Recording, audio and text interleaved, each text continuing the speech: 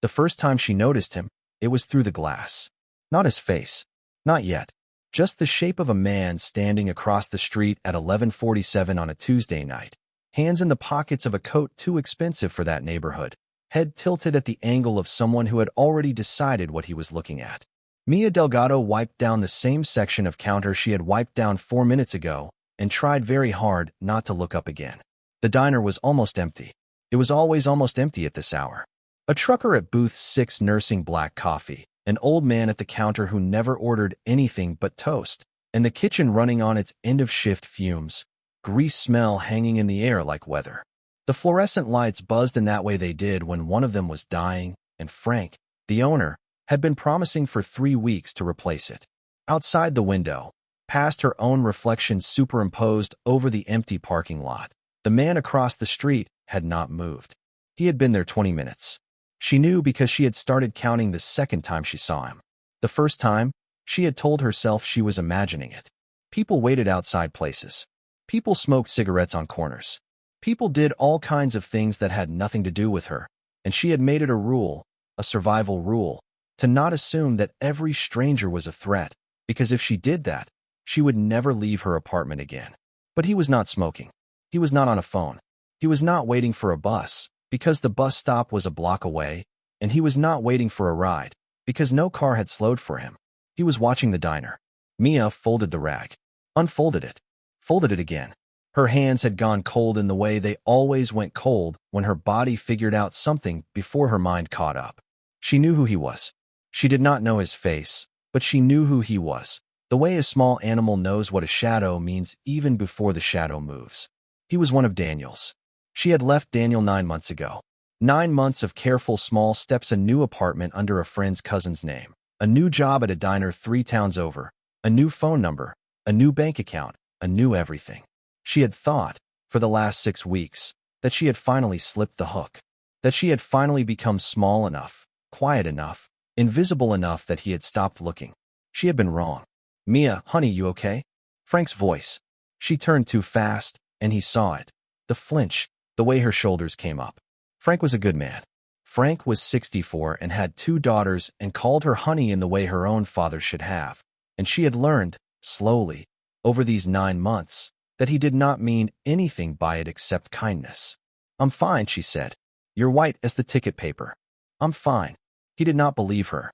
He looked past her, toward the window, and Mia felt her whole chest seize up, because if Frank saw the man and asked about him, and Frank was the kind of man who would ask, who would go outside and ask, then just tired, she said.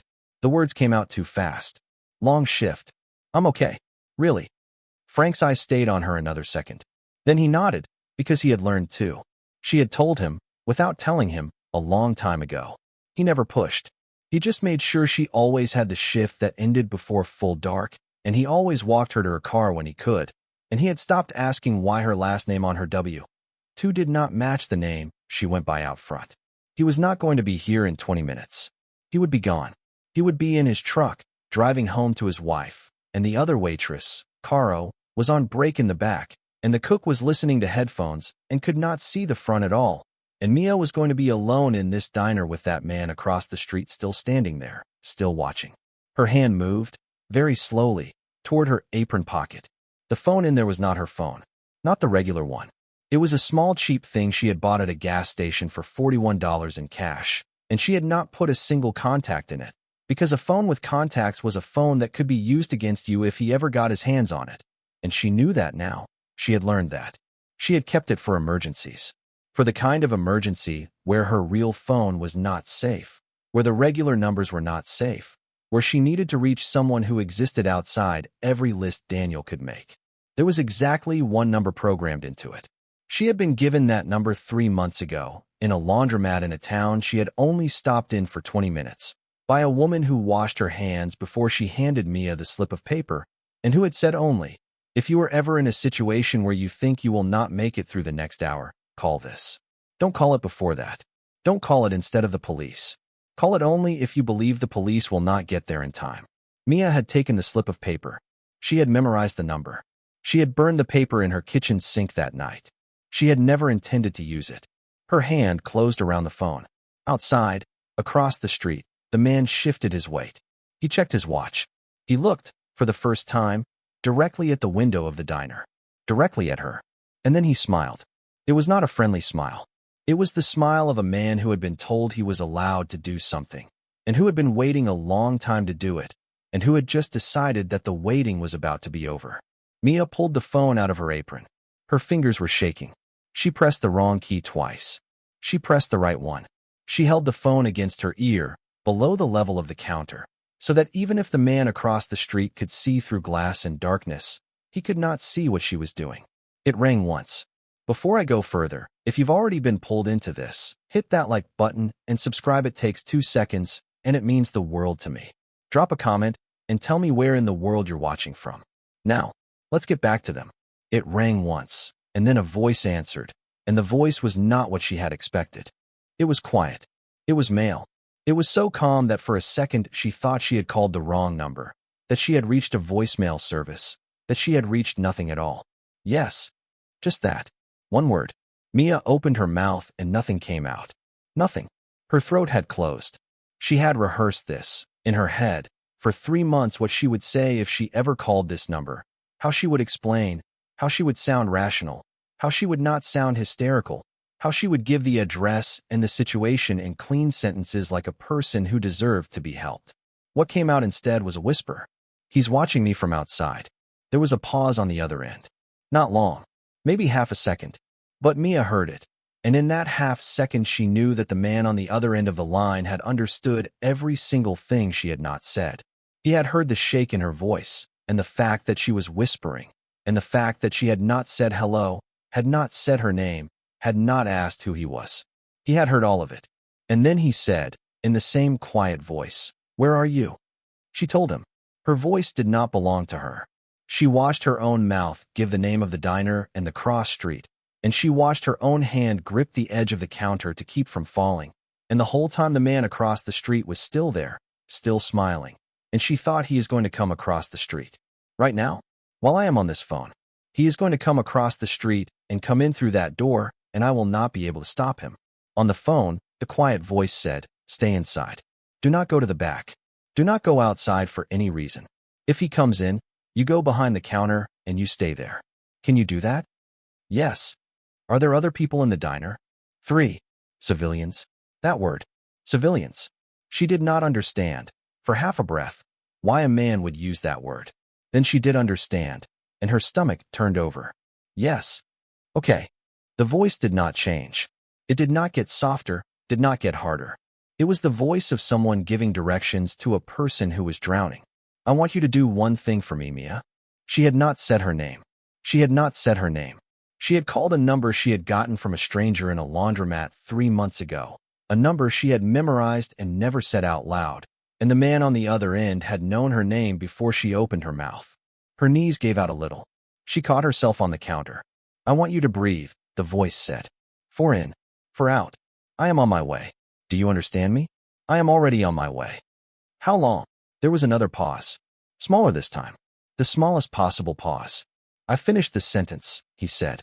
"I am already there." And through the window, past her own ghost face in the glass, Mia saw headlights. 2 black SUVs, turning onto the street, moving fast but not wild, the way things move when they know exactly where they are going. They did not slow at the intersection. They slowed 50 feet from the diner, slid to the curb, and the doors opened before they had fully stopped. 3 men got out of the first car, 2 from the second. They did not look at the diner. They looked at the man across the street. He stopped smiling.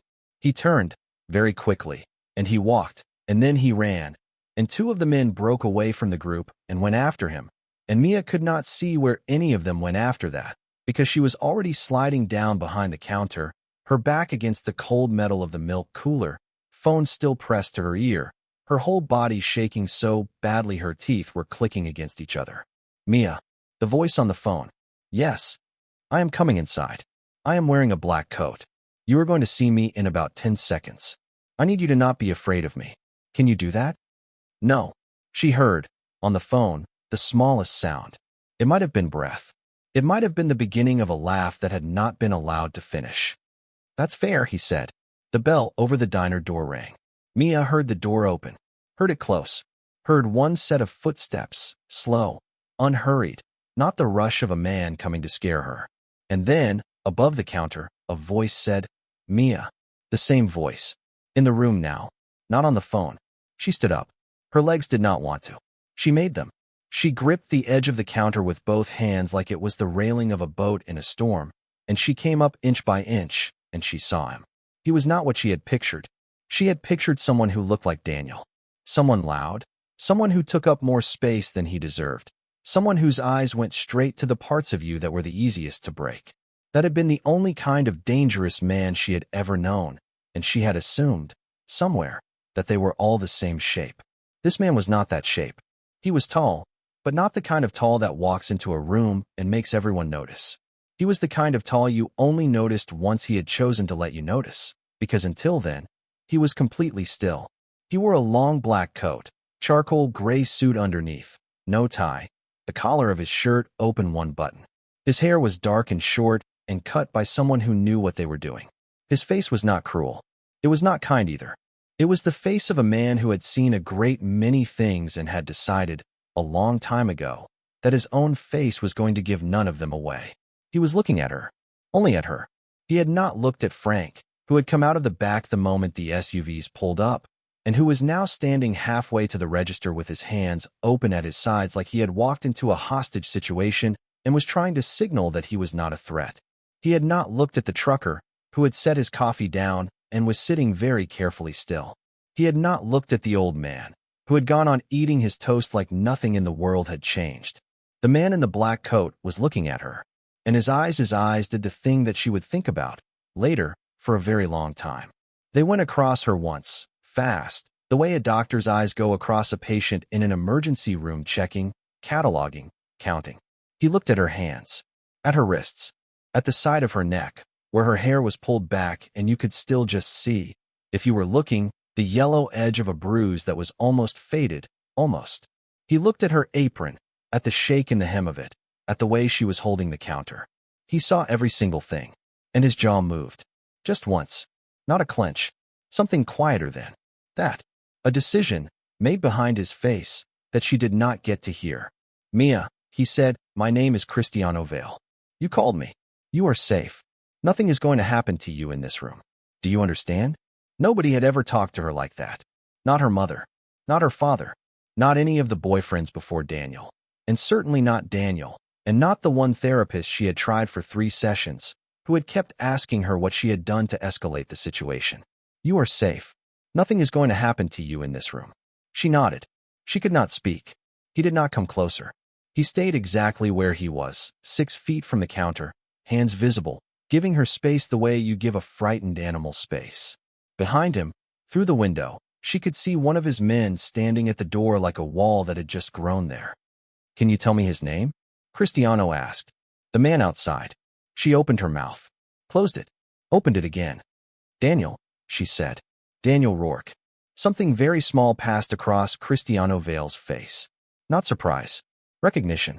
The way a man recognizes a name he has already heard and already filed away for later. "Okay," he said. "Thank you." And that was all. He did not ask what Daniel had done to her. He did not ask for her story. He did not ask her to prove anything, or justify anything, or account for the 9 months she had spent running, or explain the bruise on her neck that she had forgotten was still showing. He accepted her, just like that, as a person whose word he did not need to test. Frank, across the room, finally found his voice. "Who are you?"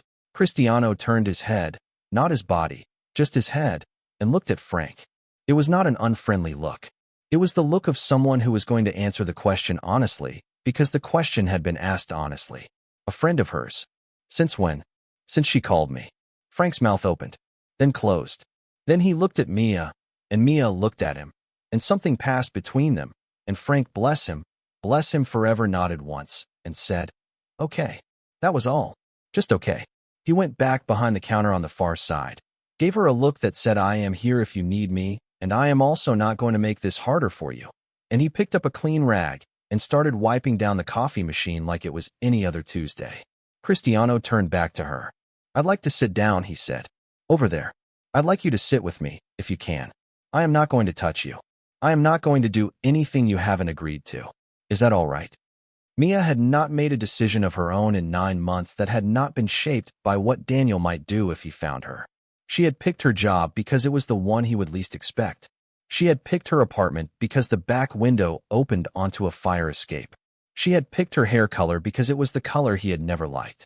Every decision, every one, had been made in his shadow. This was a new kind of decision. She looked at this man, this stranger who had arrived with armed men inside of a breath, who had known her name before she said it, who had not yet told her anything about why a woman in a laundromat 3 months ago had given her his number. And she thought, I do not know what this is. I do not know what he is. I do not know what I am walking into. And then she thought, I am already walking into it. Okay, she said. He nodded, once, and led her to a booth by the window. He let her choose which side.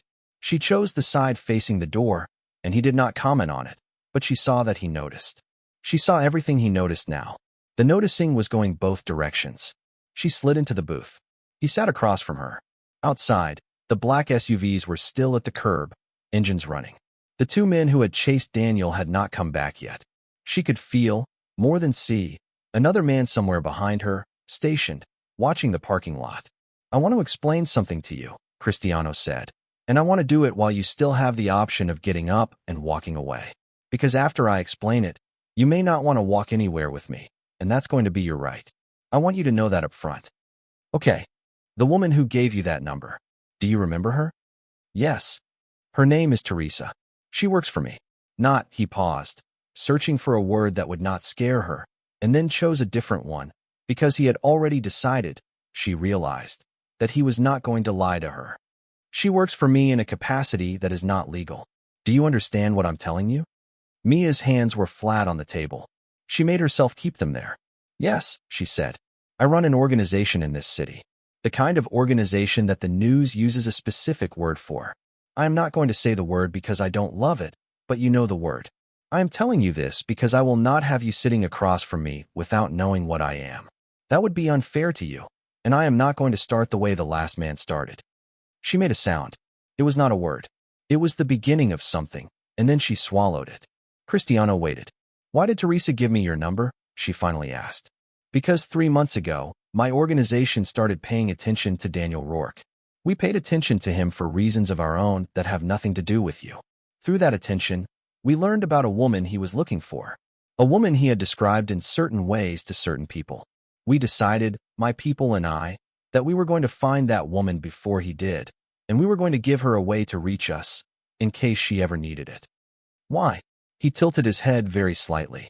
Why what? Why would you do that? You don't know me. I'm not anything to you. I'm a waitress in a diner. Cristiano Vale looked at her across the table, and for the first time since he had walked in, his face did something small. A softening at the edges. Not sympathy, which would have felt like pity, and she could not have borne pity. Something else. Something closer to what a person looks like when they have answered a question honestly so many times that the honesty no longer costs them anything. I have reasons, he said. Some of them are about Daniel and not about you. I am not going to lie and tell you this was all for you. Part of it was not, but part of it was, and that part started the minute one of my people brought me a photograph of you from 6 weeks ago, walking into this diner at the start of a shift, not knowing anyone was looking. There's a photograph of me? Yes. Why did someone take a photograph of me? Because I wanted to know who the woman was that Daniel Rourke was looking for. And when I saw the photograph, I did not see what he had described. I saw someone else. I saw someone he had been lying about. Mia's eyes had started to sting. She could not cry. She had not cried in front of a man since she was 19 years old, because Daniel had taught her, over and over, that crying was a tool you used against a man, a weapon, a manipulation, and she had trained herself out of it the way you train a dog out of barking. She could feel the tears in her throat. She held them there. What did he say about me? She asked. I'm not going to tell you tonight. Not while you're already hurting. I'll tell you when you ask me a second time, when you're ready to hear it, and then I'll tell you all of it. Okay. Okay. Outside, one of the SUVs shifted. A door opened, closed. The 2 men who had chased Daniel came back into her field of vision. One of them caught Cristiano's eye through the window and gave a small motion with his head at tilt, a shake, something economic. Cristiano's mouth tightened. He got away, he said to her. I thought he might. For tonight. Not for long. He is not going to get near you again, Mia. I'm telling you that as fact, not as reassurance. You can't promise that. I am not promising. I am telling you what is going to be true. And the terrible thing, the thing that she would turn over, later, in the dark, when she was supposed to be sleeping and instead was trying to make sense of her own life, was that she believed him. Not because he had said it convincingly. He had not said it convincingly. He had said it flatly, the way you read a weather report. She believed him because his face did not change when he said it, because there was no performance in it, because he was a man who had already done the math on what it would take to make a thing true, and he had already decided it was worth doing. She realized, with a kind of quiet horror, that this was the first time in years that a man had said something to her that she did not have to immediately translate into what he actually meant. What happens now, she said. Now I drive you home. You pack whatever you need for 2 nights. You are going to stay somewhere else until we know what Daniel is going to do next. The place I am going to take you to is not my home. You will not be alone with me. There will be a woman there. Her name is Rosa. She has worked for my family for 30 years. She is going to take care of you. And you are going to be behind 3 locked doors and 2 armed men at all times. You are going to have your own room. You are going to have the number to reach me, and you are going to have the number to reach Rosa, and you are going to have the number to reach the police, and no one is going to take any of those numbers away from you, including me. Why are you telling me all of this? Because you have spent 9 months being told what to do by a man who did not tell you why. I am not going to do that to you. She put her hands over her face. She did not cry. She still did not cry, but she put her hands over her face because she did not want him to see the thing that was happening to her, which was the thing that happens to a person when they have been holding a weight for so long that they have forgotten it is a weight, and then someone, for the first time, reaches out and takes a piece of it. Her shoulders shook. Not much. A little. Cristiano Vale did not move. He did not reach across the table. He did not make a sound. He let her have her own moment inside her own hands, and he waited. When she lowered her hands, he was still looking at her in that same even way. I'm sorry, she said, automatically, because she had been trained for years to apologize for every feeling. Don't, he said. Don't ever apologize to me for that. She nodded. She stood up. He stood at the same time. He did not offer his arm. He did not crowd her. He walked 1 step behind her to the door, and he nodded at Frank on the way past, and Frank nodded back, and Mia paused at the door and turned around and said, Frank, I go, Frank said. I'll cover your shift. Go.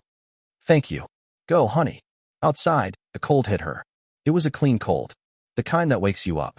One of the SUVs was already pulling forward to meet them at the curb, the back door opening. Cristiano stopped beside it. He did not put his hand on her back. He did not guide her in. He said, This is your choice. You can still walk away. I will put you in a cab to any address you want. I will pay the fare. I will not follow you. Say the word, and that's what happens. She looked at him. She looked at the open door of the car, at the dark interior, at the man in the driver's seat who she could not see clearly and who had not turned around to look at her because, she realized, Cristiano had not told him to. She thought about the 9 months, about the phone she had bought at the gas station, about the slip of paper she had burned in her sink, about the shape of Daniel's shadow on the other side of the street, watching her through the glass, smiling because he had found her and he was going to make sure she knew he had found her. She thought about the bruise on her neck. She got into the car. Cristiano closed the door behind her. He walked around to the other side and got in. The driver pulled away from the curb without being told, smooth, unhurried. Behind them, the second SUV followed. In front of them, the streets of the small town she had run to 9 months ago unspooled in the headlights. The same streets she walked home on every night, but seen, now, from inside a car she never would have imagined being in. Mia, Cristiano said, quietly, after a moment. Yes. I want you to know that the thing that just happened you called a stranger, and the stranger came. That's not the end of the story. That's the beginning. I understand if you don't want a beginning right now. I understand if what you want is just tonight and tomorrow and the next couple of days, and then to go back to your life. That is a completely acceptable thing to want, and if that is what you want, you will have it. Do you hear me? I hear you. But if at any point over the next few days you want to know more about me, about the organization, about what Daniel has been doing, about any of it, you ask. You don't wait. You ask and I answer. That's the agreement. That's the agreement. Good. They drove. The town fell away behind them. The streetlights thinned. The highway came up, and they took it. And somewhere in the middle distance Mia saw her own face in the window and did not recognize it, because it was the face of a woman who had just made a decision of her own for the first time, and she could not remember how long. And the face had not yet caught up to what the woman had done. She leaned her head against the cold glass. She closed her eyes. She did not sleep, but she stopped shaking, and after a while her hands, which had been cold all night, started to warm up, and she realized, with a quiet shock, that the warmth was the car, and the car was his, and the man sitting beside her, whose face she had now looked at more times than the face of anyone she had been able to trust in years, had not once in the last hour done anything to make her afraid. Not once. That was the thing she held on to. As the highway turned into a road, and the road turned into a gate, and the gate opened, and the car pulled up in front of a house she had never seen, and a woman in her 60s with steel-gray hair opened the front door and looked at Mia with eyes that had already been told everything they needed to know. Rosa, she thought. That must be Rosa. Cristiano did not get out of the car first. He waited for her, and when she opened her door and stepped out onto the gravel and felt her legs hold her up for the first time all night, she understood something she had not understood when she had picked up the phone in the diner and whispered 4 words into it. She was not going home, not the way she had left it, not ever again. The sentence she had spoken to the man on the phone had been 6 words long. He's watching me from outside. She had barely finished it before the headlights had come around the corner.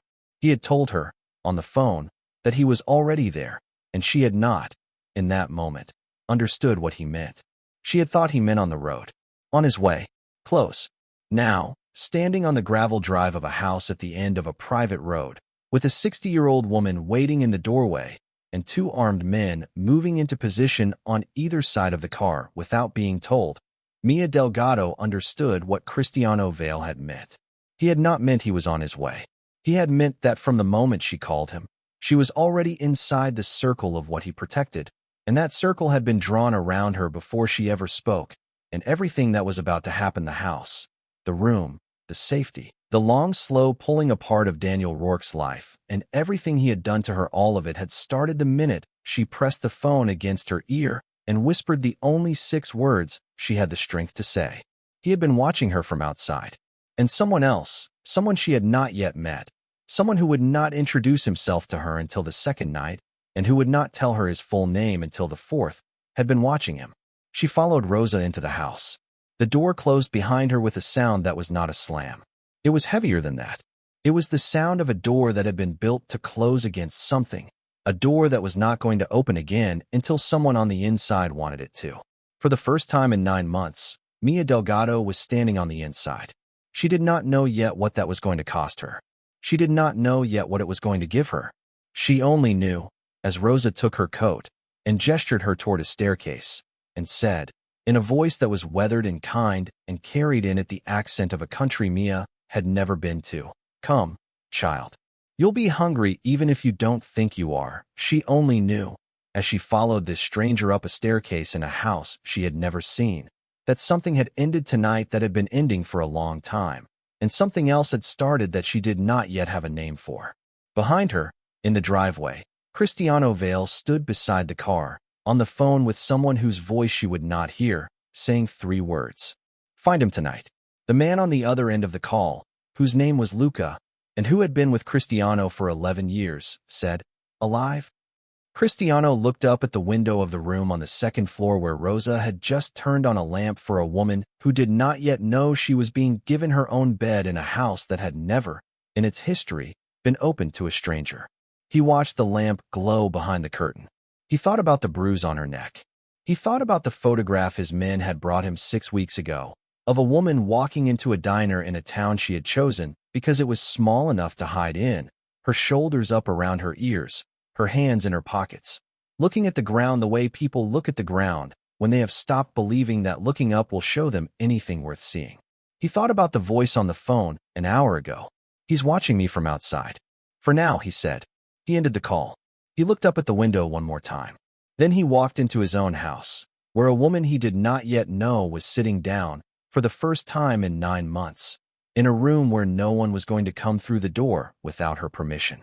and the story that was about to unfold, the slow unwinding of Daniel Rourke, the slower unwinding of the wall Mia Delgado had built around herself, the thing that Cristiano Vale was going to have to admit to himself about why, exactly, he had sent Teresa into that laundromat 3 months ago with a slip of paper. All of it, every part of it, was going to start the next morning at 7. When Mia came downstairs in borrowed clothes and found Cristiano Vale in the kitchen, already awake, already dressed, pouring a second cup of coffee he had made because he had known, somehow, without being told, exactly when she would come down.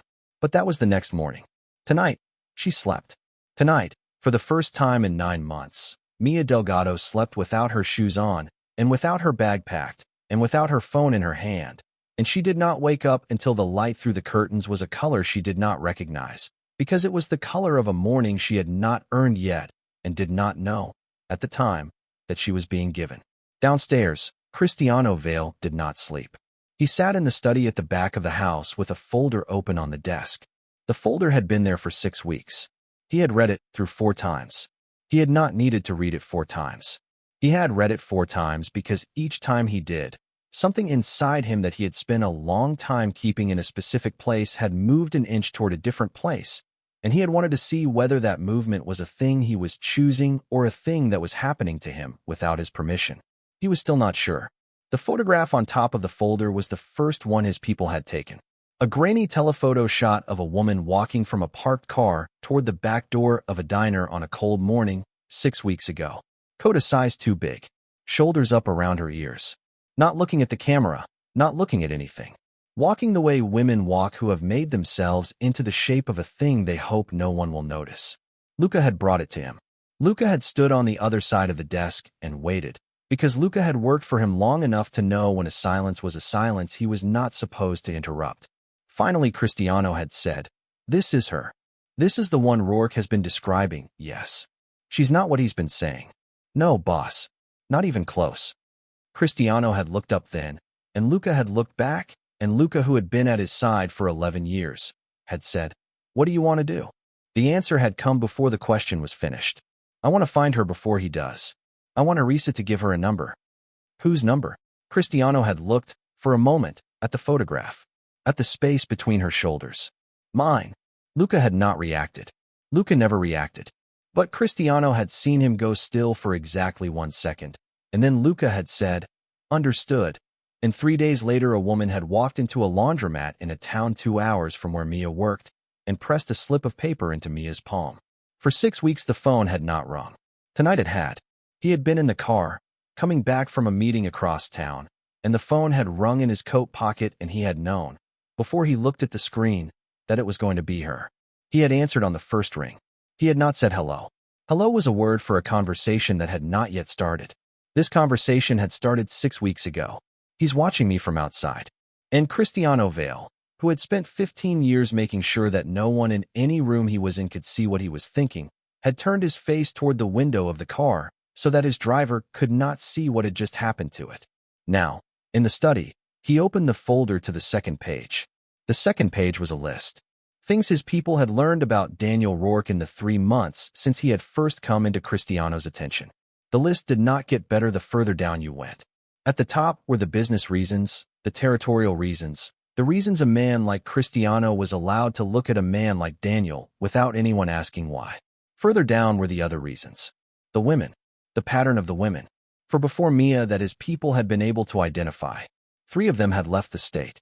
The 4th had not left anywhere, because she had died in a way that had been ruled an accident by a detective Cristiano's people had subsequently learned was on Daniel Rourke's payroll. Cristiano had read that page the first time, 6 weeks ago, and he had closed the folder, and he had sat at this desk for 19 minutes without moving. At the end of 19 minutes he had said, to no one, "No, not this one, not again." Tonight, he read the page a 5th time. He closed the folder. He picked up his phone and dialed a number he used perhaps twice a year, a number that went to a man whose name he was not going to say even in his own head. The call was answered on the second ring. "Yes, I have a name for you. Daniel Rourke." A pause. Not the pause of a man who did not know the name. The pause of a man who knew it very well and was adjusting, rapidly, to the fact that this call was about him. How quickly, not quickly, Carefully.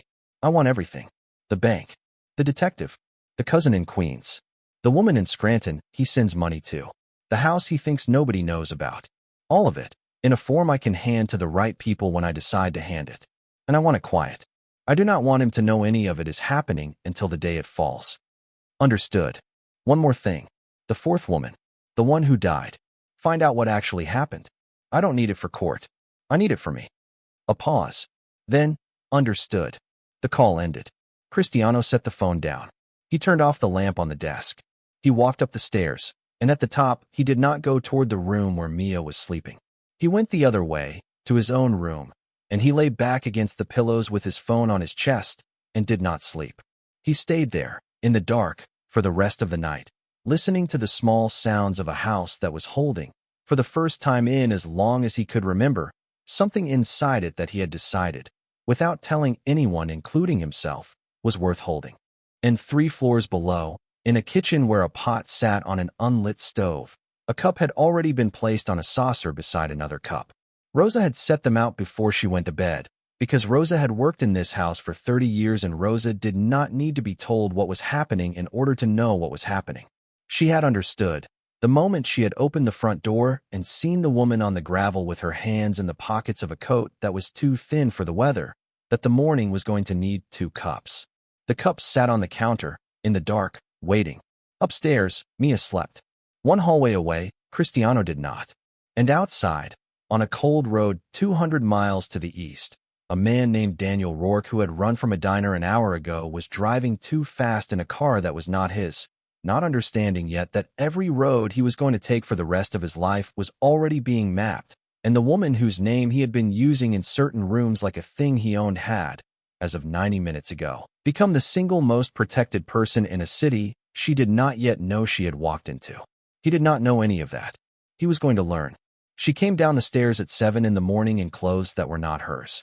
Rosa had left them folded on a chair by the bed, a sweater the color of oatmeal, soft jeans that fit the way jeans fit when somebody has actually measured you, thick socks, a pair of slippers that had been used once by somebody else and then washed and put away for the next person who was going to need them. Mia had stared at the clothes for a long time before putting them on. She had stared at them the way you stare at a gift that has no card attached, trying to work out who it came from and what it cost them and whether you were allowed to keep it. She had put them on.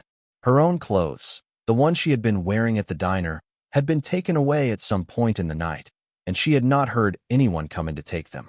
That should have frightened her. It did not. She was not sure what it said about her that it did not. The staircase went down to a foyer, and the foyer opened into a hallway, and the hallway smelled, faintly, of coffee. She followed the smell.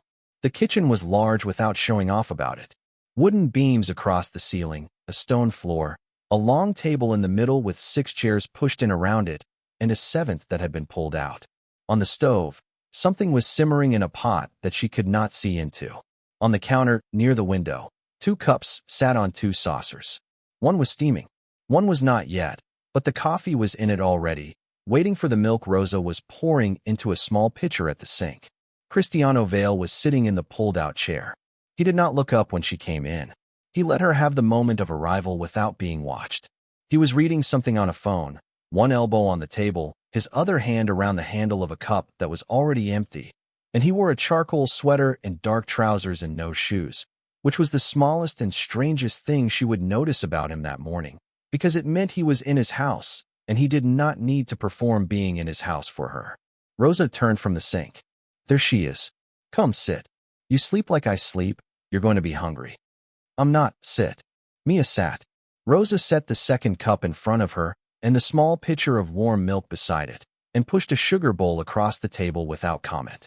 Then she went back to the stove and turned a knob and came back with a plate, and on the plate were 2 eggs, a piece of toast that had butter on it already, and a wedge of something that looked like the inside of a tomato had been cooked with an onion and told to grow up. Eat, Rosa said. If you don't eat, I'll be upset, and nobody in this house likes it when I'm upset. Across the table, Cristiano made a sound that might, in another man, have been a laugh. Rosa looked at him. Something from you? No, ma'am. Then drink your coffee. He drank his coffee. Mia picked up her fork. Her hands, she noticed, were not shaking. She had been expecting them to shake. They had been shaking all night, in little tremors that came and went whether she wanted them to or not. And sometime between falling asleep and waking up they had decided, on their own, to stop. She did not know what to do with that. She ate the eggs. They were good. She said so. Rosa nodded as if Mia had given a correct answer on a test, and went back to the stove and began doing something with a dishcloth that did not require her full attention, because her full attention was on making sure Mia ate everything on the plate. Cristiano set his phone face down on the table. "Good morning," he said. "Good morning. How did you sleep?" "I slept." "That's an answer." "It's the answer." He nodded, slightly, as if she had also given a correct answer on a test that he was, unlike Rosa, not going to grade out loud. He let the silence sit. He did not fill it with apology or with explanation or with any of the things men filled silences with when they had decided, in advance, that a woman's silence was a problem to be solved. When Mia had finished her eggs and her toast and most of her coffee, and Rosa had without asking refilled the cup, Cristiano said, "I need to tell you a few things this morning. I'd like your permission to do it now. If you'd rather eat first, or walk around the house first, or sit in a room by yourself first, I can wait. Tell me now." "All right." He turned so he was facing her more directly. He did not lean forward. He kept his hands on the table, visible, the way he had kept them visible last night in the diner, and she understood now that this was not accidental. This was a thing he did on purpose, and the fact that he did it on purpose did not make it less kind, because he had chosen, at some point in his life, to make his kindness a thing that worked on people who had been taught to flinch. "The man who was watching you last night," he said. "Daniel." "Yes." "My people did not catch him. He got into a car 3 blocks away and drove. We followed him for about an hour. Then we stopped following him, because I wanted him to think we had given up." "Why?" "Because he's going to call people. He's going to call a specific set of people to ask them to help him find you again, and I want to know every one of those people. I already know most of them, but I want to know the order, and I want to know which of them he turns to first, because the order tells me what he thinks he is." Mia stared at him. "You're letting him walk around." "For now." "Why?" "Because the mistake a lot of men in my position make is wanting the satisfying thing instead of the complete thing. The satisfying thing would be to pick him up last night. The complete thing is to let him unravel himself for a few more days so that when we take him apart, we take apart everything he has built around himself, not just him." "And me?" "You are not a part of that. You are not bait. You are not leverage. You are not a reason for any of this to take longer. You are in this house because I am not willing to have you in your own apartment while he is still moving. If you want to be in your own apartment, I will put 3 of my men in the hallway, 2 in the building across the street, and 1 in the car downstairs, and I will pay your rent for the next year so you do not feel that you have to go to work, and we will do it that way. That is on the table. You tell me which one." She looked at him across the table. "Why is that on the table?" she asked. "Because last night I told you that you had been told what to do by a man who did not tell you why, and I am not going to do that to you." Rosa, at the stove, did not turn around, but her shoulders did a small thing that might have been approval. Mia set her fork down. "I want to know what he said about me," she said. Cristiano looked at her for a long moment. "You asked me that last night," he said. "I told you I would tell you when you asked a second time, and that I would tell you all of it. Are you asking?" "I'm asking." He nodded. He picked up his coffee cup, realized it was empty, set it back down. Rosa filled it without being asked. He thanked her in a language Mia did not know, and Rosa said something back in the same language, and the exchange was clearly not for Mia's benefit, and that was part of why it made her feel, for a second, less like a stranger in this kitchen, because a kitchen where people spoke to each other in a language you did not know was a kitchen that had been a kitchen before you got there, and would be a kitchen after you left, and that was a kind of reassurance that kitchens in fear did not have. "He has been telling people," Cristiano said, "that you stole from him." "What?" "A specific amount. $47,000. He has been telling people that you took it out of a safe in his house 9 months ago, that you disappeared with it, that you have been using it to live on, and that when he finds you he is going to collect it back, and that he does not especially care how." Mia's face went hot. Not from embarrassment. From something older than embarrassment. I know you didn't. I didn't take anything from him. I left with $41 in cash and whatever was in my checking account, which was $912. I have the bank statement. I still have Mia. I have it, I can show you." "Mia? I know. I have already looked at your bank statements." I have already looked at his bank statements. The $47,000 is a number he made up to give his friends a reason to help him. There was never any $47,000. Anyone who knows him for more than 10 minutes knows there is no safe in his house with $47,000 in it. He is a man who has $800 in his accounts on a good week. He told the story because a man whose girlfriend left him has to beg for help finding her, and a man whose girlfriend stole from him gets the help for free. She put her hands over her mouth. Breathe, Cristiano said. She breathed. There's more, he said. I'm going to keep going if you can keep listening. If you need me to stop, say stop. Keep going. He has also been telling people that you are unstable, that you have, in his words, mental health issues that make you say things about him that are not true. That if anyone sees you and you say anything about him having hurt you, they should call him first before they call anybody else, because he has been trying to get you help and you have been refusing it. This story is one he has told for longer than 9 months. He told it to people while you still lived with him. He told it, specifically, to the doctor you saw in the emergency room 14 months ago. Mia did not remember telling anyone about that emergency room. How do you know I was in an emergency room 14 months ago?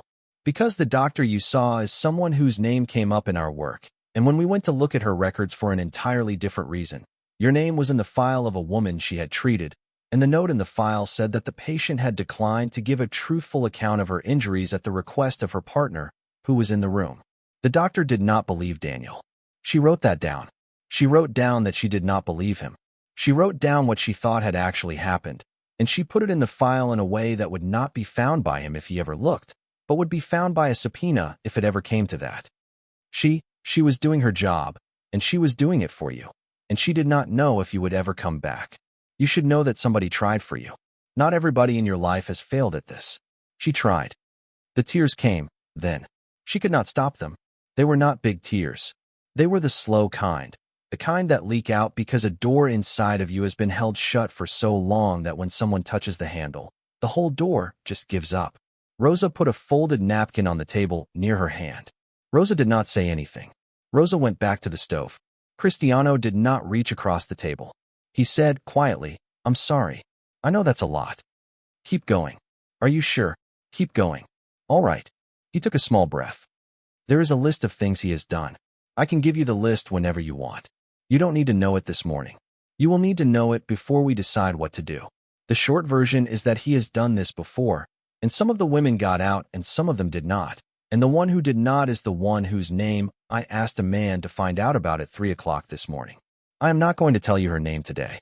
I am going to tell you her name on the day that I have the complete answer about what happened to her, because you deserve to hear it in a form that is true, not in pieces.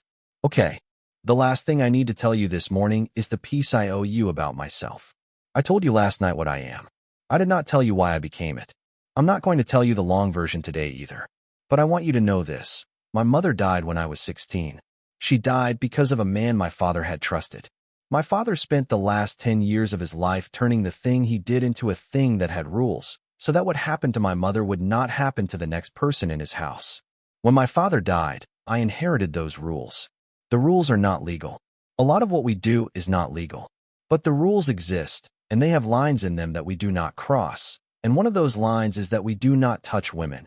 And another is that we protect the ones who have been touched by men who should not have touched them. That's not a speech. That is a thing that happens in this organization every week and has happened every week since before I was old enough to run it. I'm telling you because you are going to meet people over the next few days who work for me, and I want you to know what they are. They are not a favor I am doing you. They are what my father built and what I kept. Mia wiped her face with the napkin. Okay, she said. Do you have a question for me? A lot. One at a time, as long as you want to ask them. She looked at him. Why me? I answered that last night. No, you answered why you sent Teresa. You didn't answer why me. Out of all the women Daniel has done this to, why am I the one you sent Teresa for? Cristiano set his hands flat on the table. He did not answer immediately. She watched him think. She watched him decide, visibly, whether to give her the easy answer or the true one, and she watched him settle, after about 3 seconds, on the true one. Because the photograph my people brought me of you was taken on a morning when you did not know anyone was looking at you. And I could see, in the photograph, the shape of a person who had been made small on purpose by somebody else, and who had kept themselves alive anyway, every day, for 9 months, without anyone watching them be brave. And I had been looking at photographs of women for a long time in this work, and I had not had that reaction to one of them in a very long time. And when a thing like that happens in the middle of a long time of not happening, my father taught me not to ignore it. So I sent Teresa. She stared at him. He did not look away. He did not elaborate. He did not apologize for what he had said. He had said it because she had asked him, and he was, apparently, a man who did what he said he was going to do, even when the doing of it cost him something. Okay, she said. Okay. I want to stay here. Good. For now. For now. I don't know what any of this is. Neither do I, he said, and Mia, to her own great surprise, laughed. It was a small laugh. It came out of her before she could stop it. Rosa, at the stove, looked over her shoulder and smiled the way women smile when they have been in a kitchen for 30 years and they have seen every kind of laugh there is, and they know which ones to trust. I have to go to work for a few hours, Cristiano said. Not my work. The legitimate part. There's a board meeting that I cannot skip today. I'll be back at 4. Rosa is going to be in this house the whole time. Luca is going to be in the house as well. There will be a man at the gate and a man at the door, and both of them know your face and both of them know that they do not enter any room you are in without your permission. You have the run of the house. The only room that is locked is the study, and I'm going to leave it unlocked because I don't like the idea of a door in this house being closed to you. If you want something from me that I'm not here to give you, you call. Agreed? Agreed. He stood up. He did not come around the table. He did not touch her shoulder in passing. He went to the sink, set his empty cup down, thanked Rosa in that other language, and left the kitchen in a way that made clear he was leaving the room, but not leaving her. He was leaving the room so that she could have the room to herself, so that she could eat a second breakfast if she wanted to, or cry some more, or sit without a man at the table with her, and so that Rosa could do the thing Rosa had been waiting to do since the moment Mia walked in. The moment his footsteps had faded down the hall, Rosa put a second cup of coffee in front of her and sat down in his chair. So, Rosa said, so, you and I are going to have a different kind of talk now. Mia smiled, almost. All right.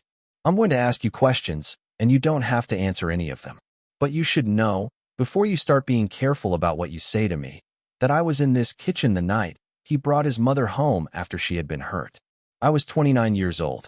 I was 37 years old the night she died. I have seen him hold her head on his lap, and I have seen him the morning after.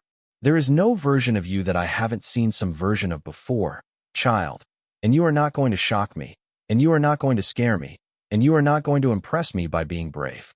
Brave women come through this kitchen. I know brave when I see it. You don't have to show me. Mia put her hand on Rosa's hand, on the table. Rosa turned her hand over and closed her fingers around Mia's and squeezed once, hard, and did not let go for a long time. Okay, Mia said. Okay. They sat like that for a while, and the coffee got cold, and Rosa did not make her a new cup, because Rosa had learned 30 years ago that sometimes a cup of coffee getting cold was the most important thing happening in a house, and nobody with any sense interrupted it. Before we go on, if you're as deep into this story as I am right now, make sure you're subscribed and have notifications turned on. I upload new stories every week, and you don't want to miss what's coming. Your support is the reason I keep going. Now, back to them. By noon, she knew the house. She had walked through all of it because Rosa had told her to, not as a tour, but as a thing she could do on her own. Go, Rosa had said. Look at everything. Open any door. If you don't know what a room is, you will know later, and you won't have to wonder. So Mia had walked, first with her arms crossed over her chest, and then, gradually, without, through rooms that were smaller than she had expected and warmer than she had prepared for. There was a library with a fireplace and 2 armchairs. There was a dining room with a table that had been made by hand and someone had carefully scratched into a corner underneath, first sat at in 1994. There was a small back parlor with a piano in it, and the piano had the lid up, and there was sheet music on the stand that was in a handwriting that was not printed, and she thought, looking at it, that Cristiano Vale might play the piano, and she thought, also, that she would not ask him about it. Because the piano did not seem to be a thing he was inviting her to look at, it seemed to be a thing that was simply in the house. Because things were allowed to simply be in this house without having to justify themselves. She ended up in the kitchen again at 1:30. Rosa set a bowl of soup in front of her without saying anything. Rosa. What do people call him? His name is Cristiano. I know. I mean, what do the people who work for him call him? That depends on the people. His men call him boss, mostly. His old men, the ones who worked for his father, call him by his name. Luca calls him both, depending. The people who want something from him that he is not going to give them call him Mr. Vale in a tone that I don't enjoy. I call him Mijo when I am alone with him, which I was, you will notice, alone with him in this kitchen this morning, which is how you know that you are not a stranger he is performing for. Rosa. Yes. What is going to happen to me? Rosa sat down across from her. A woman asked me that question, in this kitchen, in 1997. Different chair. Different sweater. Same bowl. Actually this bowl. Rosa tapped the rim. I told her the truth, which is that I did not know. I told her that I did not know if she was going to stay in this house for 3 days or 3 years. I told her that the only part one was sure of was that whatever happened to her in this house was going to be something she got to choose, and that no man in this house was ever going to choose it for her, because the man of this house did not work that way. That was the man of this house before this one. It's still true. What happened to her? She stayed 3 weeks. Then she went home to her mother in Puebla. We wrote for 18 years. She died in 2015 in her own bed, with her daughter holding her hand. The daughter was 26. The daughter was named after me. Mia ate her soup. Who was he to you? She asked after a minute. Cristiano. Yes. Rosa looked at her for a long time. He is the boy I raised alongside his mother, she said. He is not my child. His mother was my friend. But I fed him, and I dressed him when he was 3, and I held him the night his mother died. And I have seen him become, over the last 15 years, a man that his mother would be proud of on most days and not all. He is not a saint, child. Do not let my voice make you think he is a saint. He has done things that a saint would not do. But he is a man who tells the truth when it costs him, and who holds a line where there is a line to hold, and who has spent 15 years of his life trying to make this house be a thing his mother would have lived in without flinching. That is what he is to me. You are going to decide what he is to you in your own time, and I am not going to help you decide, because that is not my place, and because I would rather you get there on your own than have anyone, including me, push you. You like him. I love him. Is he a good man? Rosa thought about this. He is a man who is good on purpose, she said finally, which is not the same as being good by accident. I'll let you decide which of those you prefer. That afternoon, Luca came and found her in the library. He knocked on the open door. He waited for her to look up. He was the man from the second SUV, the one who had come back to the diner with the bad news about Daniel. And in daylight he was older than she had thought, mid-40s, silver starting in his temples, with a long, thin face that did not crease easily into a smile, but that was not unkind. He wore a dark suit without a tie, and he carried a small black folder under one arm. Miss Delgado. Mia, please. Mia. He inclined his head. I won't stay long. The boss asked me to give you a piece of information in person before he got home, because he did not want you to hear it first from him over the phone. All right. Daniel Rourke called 4 people this morning. 2 of them told him they had not seen you. 1 of them told him they would help him look. The 4th hung up on him. The one who said he would help him look is a man named Vic Ostrowski, who is Mr. Rourke's cousin on his mother's side. Vic is, as of about 40 minutes ago, cooperating with our people instead. He does not know yet that he is cooperating with our people. He thinks he is cooperating with a private investigator hired by your family who is willing to pay him for information about where you have been living.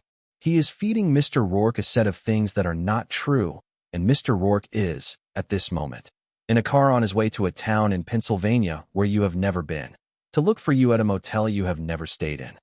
Mia stared at him. You set that up this morning? Yes, ma'am. In 6 hours? Yes, ma'am. Does Cristiano know you did this? Yes, ma'am. He asked me to do it. That is why I am telling you about it. He wanted you to know, before he got home, that the man who was outside your window last night is currently 4 hours away in a town you have never been to, looking for a room at a motel that doesn't have one. And that while he is there, he is being photographed by a man who works for us in that town, and those photographs are being added to a file. I'm telling you this because the boss thought you would sleep better tonight if you knew. She did not know what to say. She said, Thank you, ma'am. Luca inclined his head again and turned to leave. At the door he paused. Mia. Yes. I have worked for this family for 11 years. I have worked for the boss personally for all 11. In that 11 years, I have never seen him sit at that kitchen table with a guest for 45 minutes and finish her sentences for her about what she needed to hear. What are you? I'm not telling you anything about him. I'm telling you something about me. I am telling you that when he says something to you, you can believe it, because I have watched him choose, for 11 years, not to say things he did not mean. That's all. I'm not asking you to do anything with that information. I just wanted you to have it. He left. Mia sat in the library for a long time, with the book she had not been reading in her lap, and she thought, this is a house in which the people who work here have decided, on their own, to tell me things they think I need to know. This is not a house where the people are afraid of the man who runs it. This is a house where the people who work for him have decided, each of them in their own way, that I am someone they are also going to take care of, because he has. And they did not need to be told. She thought about what that meant. She was not yet ready to finish the thought. Cristiano came home at 4, as he had said. She heard the car on the gravel from the library. She heard the front door open and close, and she heard his shoes on the hall floor, and she heard Rosa speak to him in the kitchen in a low voice, too low for words, just the music of a woman giving her son a report on a day he had not been there for. He came to the library door and knocked. Come in. He came in. He was still wearing the suit he had left in, but he had taken off the jacket, and his sleeves were rolled once. He sat down in the other armchair. He did not sit on the edge of it. He sat the whole way back, which was, she realized, its own kind of report. I'm not going anywhere. I'm not in a hurry. I'm here. Luca told you about Ostrowski. Yes. Good. He told me you didn't want me to hear it on a phone. No. I wanted you to hear it in a room where you could ask me about it if you wanted to. I don't have questions about it. I have a question about something else. All right. What happens if he finds me anyway? If Vic lies to your people instead of to him? If he gets out of the car in Pennsylvania and something in him smells wrong and he turns around and drives back here? Then he gets out of a car on a piece of road that my people have been on since this morning, and nothing that he does after that hurts you. Nothing. I'm not going to describe the mechanism of it. I'm not going to put images in your head that you don't need. I'm going to say to you, as a fact, that there is no version of the next 2 weeks in which he gets within a mile of you. If that requires me to do things that I would rather not do, I will do them, and I will not ask you to approve of them, because I am not going to put the moral weight of my work on your shoulders. You did not ask for any of this. I am not going to make it yours. She looked at him. Cristiano. Yes. I'd like to know your last name. A small thing moved at the corner of his mouth. You know my last name. I know what you told me last night. That is my last name.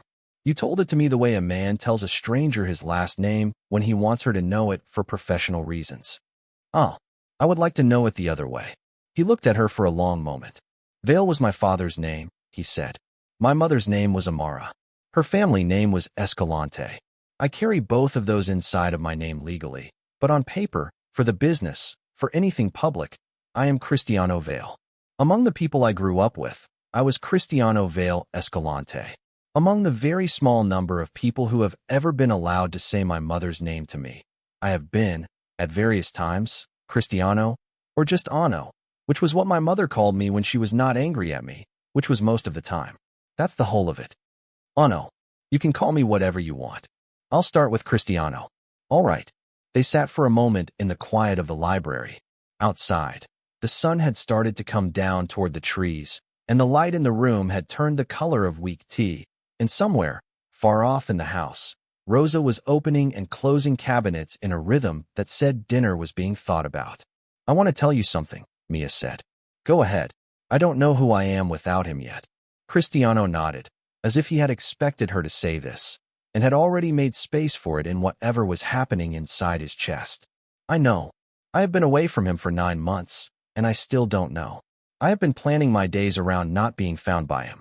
I have been buying groceries in the order that he would not have approved of just to prove to myself that I could. I have been watching every single man who walks into the diner and categorizing him as he him. Is he not him? Is he his? Every decision I have made for 9 months has been about him.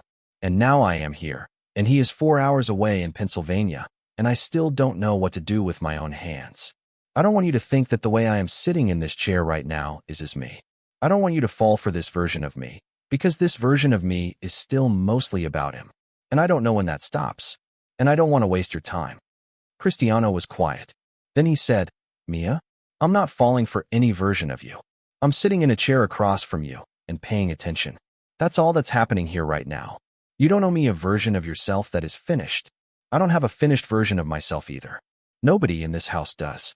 The woman in the kitchen right now is 72 years old, and she is still figuring out who she is without my mother, and she loved my mother for 50 years, and my mother has been dead for 31, and Rosa is still working it out, and she is not embarrassed about it. And you should not be embarrassed that you are still working yours out after 9 months. You get to take as long as you take. I'm not on a clock. She looked down at her hands in her lap. That's not fair, she said. What isn't? What you just said. Why? Because it makes me want to trust you. And I don't know if I'm trusting you because you've earned it or because you're the first person in 9 months who has said a thing to me without trying to take something in exchange. And I don't know how to tell the difference. Then don't decide yet. What? Don't decide. Trust is not a thing you have to hand me today. Trust is not a thing I need from you today. I need you to eat and to sleep and to tell me if a thing is wrong. You don't have to know yet whether you trust me. You have to know that I am not going to punish you if you don't. That is enough for today. Her throat tightened. She nodded because she did not trust her own voice. He stood up. Dinner at 7, he said. Rosa is making something you're going to like. There's going to be one other person at the table with us. I'd like you to meet him. His name is Gabriel. He is my uncle, in a way that is not blood. He has known me since I was 4 years old. He is going to want to meet you because he heard about last night, and he has already decided, in the way old men decide, that you are a person he is going to help. You do not have to be charming. You do not have to say anything. You can sit at the table and eat and listen and not speak for the entire meal. He will not take it personally. He will, however, be upset if you do not come. I'll come. Thank you. He left the room. She sat in the armchair for a long time before she moved. Gabriel was 79. He walked with a cane that he did not need and carried for other reasons. He had a full head of white hair and the kind of face that had been handsome at 30 and had become, at 79, the specific thing that happens to a face that has been decent for a long time. He kissed Rosa on both cheeks when he arrived, and he held Mia's hand in both of his when Cristiano introduced her, and he said, You are very welcome in this house, in a voice that was soft at the edges but rang, at the center, like a bell. She liked him immediately. She did not expect to. She had walked down the stairs at 5 minutes to 7 in a dress Rosa had put out for her, in shoes that were not hers, feeling like a thing being presented. She had braced herself for a man who would look at her and decide, silently, what she was worth. Gabriel did not do that. Gabriel looked at her and decided, silently, what she was owed, which was a different thing entirely. At dinner he told stories. He told them in English, for her benefit, because everyone else at the table spoke more than one language, and she did not. He told a story about a young Cristiano falling out of a tree at 9, and breaking his arm, and refusing to cry in front of his father, and his mother, who had been furious about this, sitting on the floor of the hospital waiting room and crying for him, since he would not, and telling him, later, that in her house a boy was allowed to cry because the work of not crying was going to come for him soon enough, and he did not need to start early. Do you remember that, Cristiano? Yes. What did your mother say to you in the car afterwards? She said, Mijo, I am not raising a man who thinks he is not allowed to cry. I am raising a man who is going to cry when there is something to cry about, and who is going to not cry when there is not, and who is going to know the difference. Do not let them teach you to not know the difference. And have you? Have I what? Learned the difference. I'm still working on it. Gabriel turned to Mia. He is still working on it, he said, which is also an answer. She laughed. She laughed out loud, at the table, with a napkin in her lap and wine she was not drinking in a glass next to her. And Cristiano looked at her from across the table with an expression that she would turn over in her hands for a very long time afterwards, because it was the expression of a man who had been waiting for a day and a half to hear her laugh, and who had not allowed himself, until it happened, to know that he had been waiting for it. After dinner, Gabriel took Mia aside. He led her into the small back parlor with the piano. He sat her down in a chair. He sat down across from her. He set his cane on the floor with a small dry sound. Child, yes, I am going to say a thing to you, and you do not have to believe me yet, but I want you to remember I said it, and I want you to check, in a week, whether it has come true. Will you do that? Yes. A man is coming to this house in 2 days. His name is not important tonight. He is a lawyer who works for our family. Our family has been his only client for 37 years. He is going to bring you some papers. The papers are things that are going to make you safe in ways that are not obvious to you yet. An apartment, which is yours, not his, not mine, yours, with your name on it. In a building where nothing ever happens to the people who live in it. A new bank account, which is yours. A set of documents that correct certain things that Daniel Rourke has said about you, in case any of those things ever surface in a court or a hospital or a job interview. A number you can call if this house is ever not available to you for any reason. None of it is a gift. None of it has a string. You are not going to owe anything to anyone for any of it. If you take it and you leave in 3 weeks, it is still yours. If you take it and you leave tomorrow, it is still yours. Do you understand me? I don't understand why. I didn't ask if you understood why. I asked if you understood what I just said. Yes. Good. He leaned back. The why is this. There are 3 people in this house tonight who have decided that you are going to be safe for the rest of your life. One of them is Rosa. One of them is the man you had dinner with. And one of them is me. We did not discuss this with each other. We each made this decision on our own. It is not a thing that is up for debate among the 3 of us. The only person who can make us not do it is you. If you tell me tonight that you want no part of any of it, I will leave this room, and I will call my driver, and I will go home, and I will not bring it up again, and the lawyer will not come. If you tell me that you don't know yet, I will send the lawyer on Thursday, and you can look at what he brings and send it back with him if you want. Either answer is fine. I am asking you which one you'd like. Mia stared at this old man. Why do you 3 get to decide? She asked. Gabriel smiled. We don't, he said. We are just the 3 of us who went first. The rest will follow. The rest. The people who work in this house, child. The people who work for Cristiano.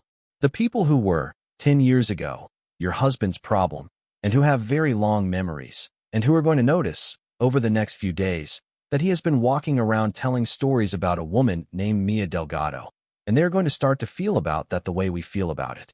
By the end of next week, every person who owes this family anything is going to know your face.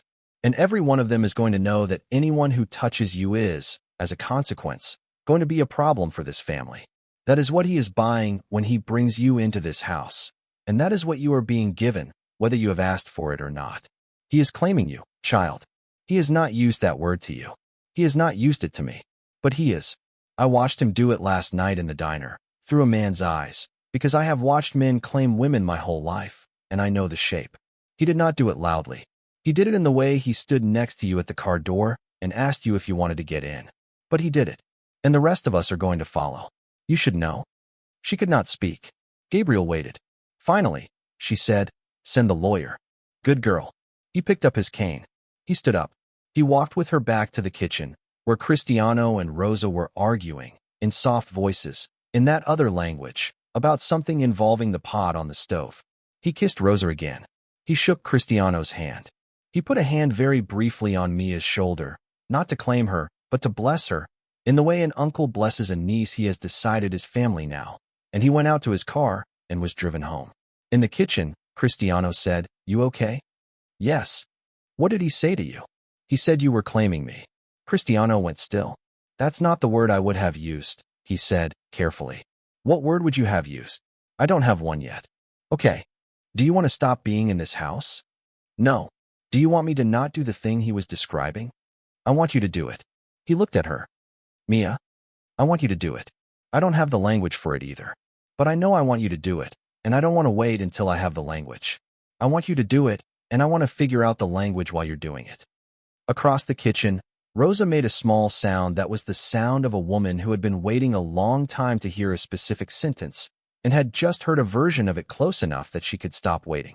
Rosa turned to the stove, turned off the heat under the pot, and said, over her shoulder, in English, for the first time all night, Good. Now go sit in the library, both of you, and don't be stupid. Mia laughed again. Cristiano, very slightly, smiled. They went to the library. They did not do anything foolish in the library. They sat in 2 armchairs and they talked for 3 hours about nothing in particular, and about everything. And by the time Rosa came in to tell them it was past 11 and she was going to bed, and they had better go to bed too, a thing had happened between them that neither of them would have been able to describe, but that both of them would, in the weeks to come, trace their memory of back to this one specific night, not to the diner, not to the car, not to the kitchen at 7 in the morning, but to 3 hours in a library on the first full day of the rest of a life neither of them had known, until very recently, was coming. Outside, on a stretch of road in Pennsylvania, Daniel Rourke was arguing with a motel clerk about a reservation that did not exist. Behind him, in the parking lot, a man took a photograph.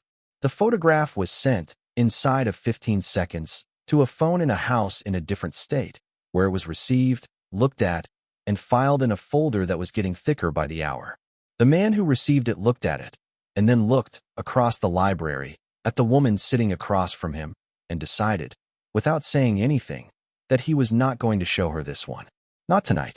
Tonight was for the 3 hours in the library. He put his phone away. He refilled her water. He said, "Tell me more about Frank." And she did. The first week turned into the second week without anyone being able to say exactly when one had ended and the other had begun. That was the strange thing about time in that house. It did not move the way time had moved in her apartment, in short, sharp sections bracketed by shifts and bus schedules and the specific anxiety of whether she had enough left in her account for rent. Time in Cristiano's house had a different weather to it. It moved in the shape of meals. It moved in the shape of Rosa setting out a cup, and the cup getting cold, and Rosa setting out another one. It moved in the shape of Luca arriving at 10 in the morning with a folder under his arm and leaving at noon without it, and Cristiano reading the folder at the kitchen table while Mia sat across from him and did not read over his shoulder, because she had not asked and he had not offered, and because there was going to come a day when she did ask, and on that day he would show her. And neither of them was in any hurry for that day to be today. The lawyer came on Thursday. His name was Samuel Ortiz, and he was 62, and he wore a suit that was not new but had been pressed that morning by somebody who cared about it, and he carried a briefcase that looked like it had been carried for a long time. He sat across from Mia at the long kitchen table, not the small one in the library, because the kitchen was, by then, the room she sat in with people she was starting to know, and he opened his briefcase, and he took out a stack of paper, and he began, in a voice that was patient and precise, to explain to her what she owned. The apartment was in a building 12 blocks from the house. She had not seen it. Samuel slid a photograph across the table. A one-bedroom, 4th floor, facing south.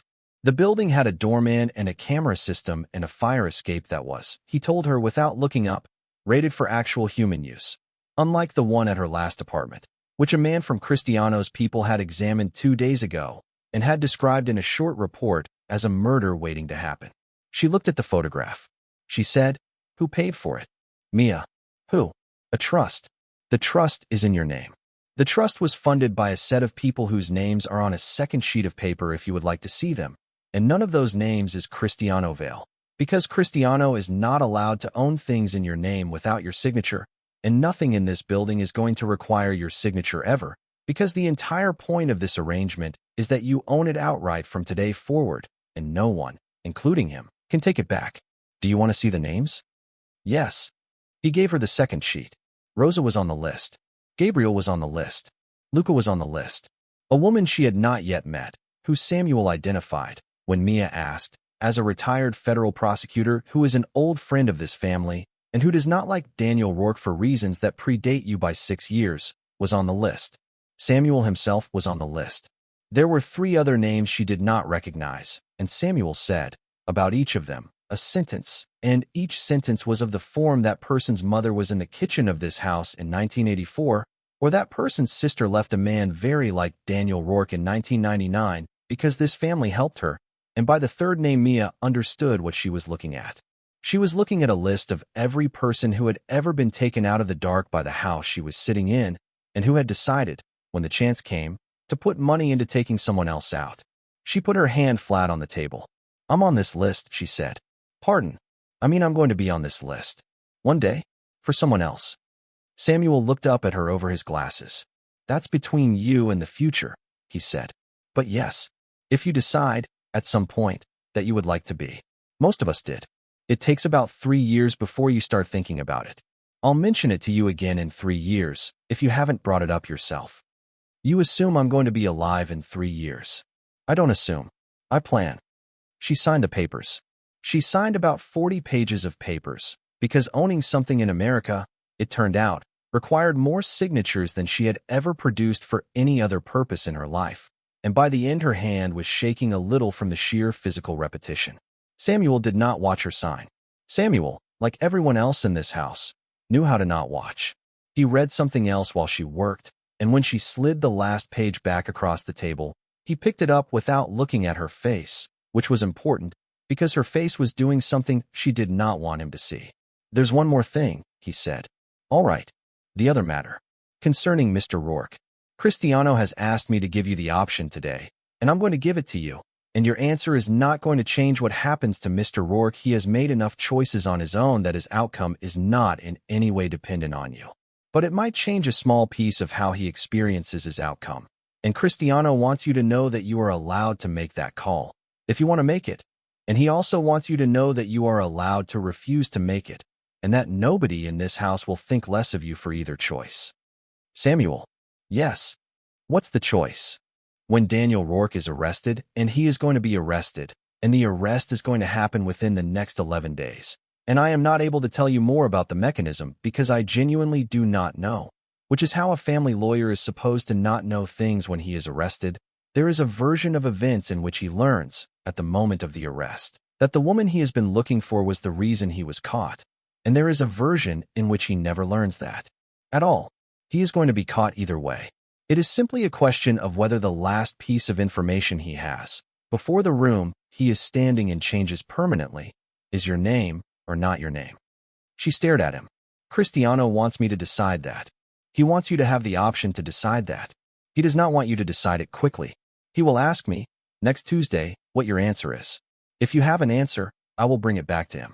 If you don't have an answer, I will tell him you didn't have an answer, and he will proceed with the option in which Daniel does not know. That is the default, in the absence of your decision.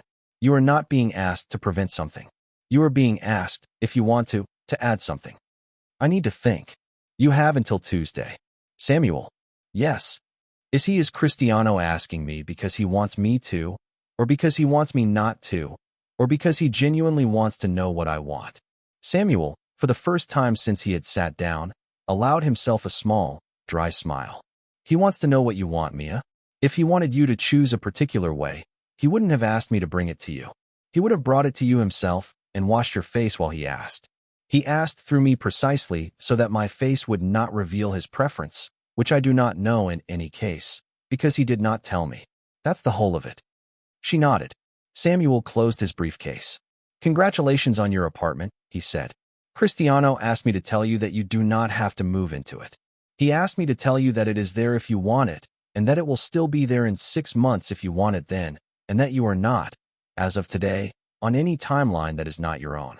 He also asked me to tell you that Rosa would be very upset if you moved out this week, and that he agrees with Rosa about this, and that this is not pressure but information. Tell him I heard him." "I will."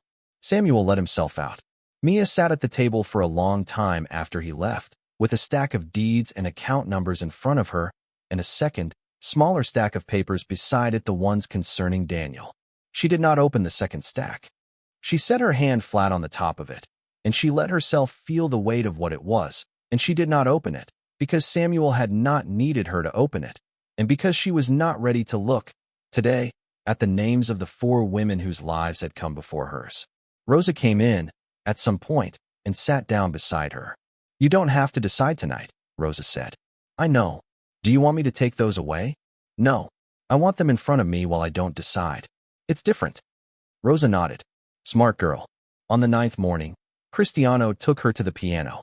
He did this in the specific way he did most things, without announcing it, without building up to it, as if it were a thing that simply happened in the natural course of a day. They had finished breakfast. Rosa had cleared the plates. Cristiano had stood up and said, "Come with me for a minute," and he had led her down the hall to the small back parlor, and he had opened the lid of the piano, and he had sat down on the bench and moved over to make room for her. She had not sat down. "Do you want me to play for you?" she asked. "Do you play?" "No." "Then no. Why are we here?" "Because my mother played this piano, and I wanted you to see it with the lid open once, so that if you walked past this room in the next week and looked in, you would know what you were looking at, and not think it was a decorative piano that never got used. It gets used. Not often. Not by me. Gabriel plays it sometimes when he comes over, because my mother taught him in 1976, and he is not as good as she was, and he knows that, and he plays anyway. Do you play? No. Why not? Because my mother was very good, and it felt, for a long time, like playing would be a way of replacing her, and by the time I had worked out that it wouldn't be, I was too old to start, and it felt silly. So I sit in this room sometimes in the evening with the lid down, and I read. And every few months I open the lid, to remind the piano that it is a piano. That's all. Mia sat down on the bench next to him. She did not touch the keys. She looked at them. There were 64 white keys and some number of black keys she had never counted, and she tried, now, to count them, and lost track, and tried again, and lost track a second time, and laughed, quietly, at herself. My mother, she said, used to sing. Cristiano did not say anything. Not well. She wasn't a singer. She sang while she did dishes.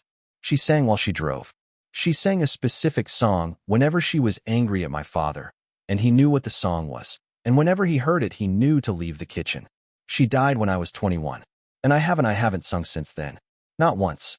Not in the shower, not in the car, not alone. I didn't notice, for a long time, that I had stopped. And then one day about 2 years ago, I was in the car, and a song came on the radio that she used to sing, and I went to sing along, and my mouth wouldn't do it. It just wouldn't. Like my body had made a decision on its own, a long time ago, that I didn't get to have that anymore, and nobody had told me about the decision. Mia, I'm not asking you to do anything. I'm telling you that your piano reminds me of my mother singing. And that's a thing I didn't know I was going to tell you this morning. I'm sorry. Stop apologizing to me for things. I know. I mean it.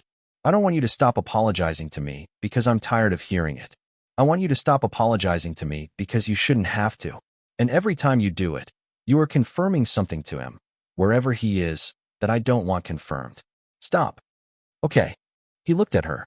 If you ever want to sing in this house, he said, you can sing in this house. I am not going to mention it, if you do. I am not going to comment on it, if you do. I am not going to ask you to do it again, if you do.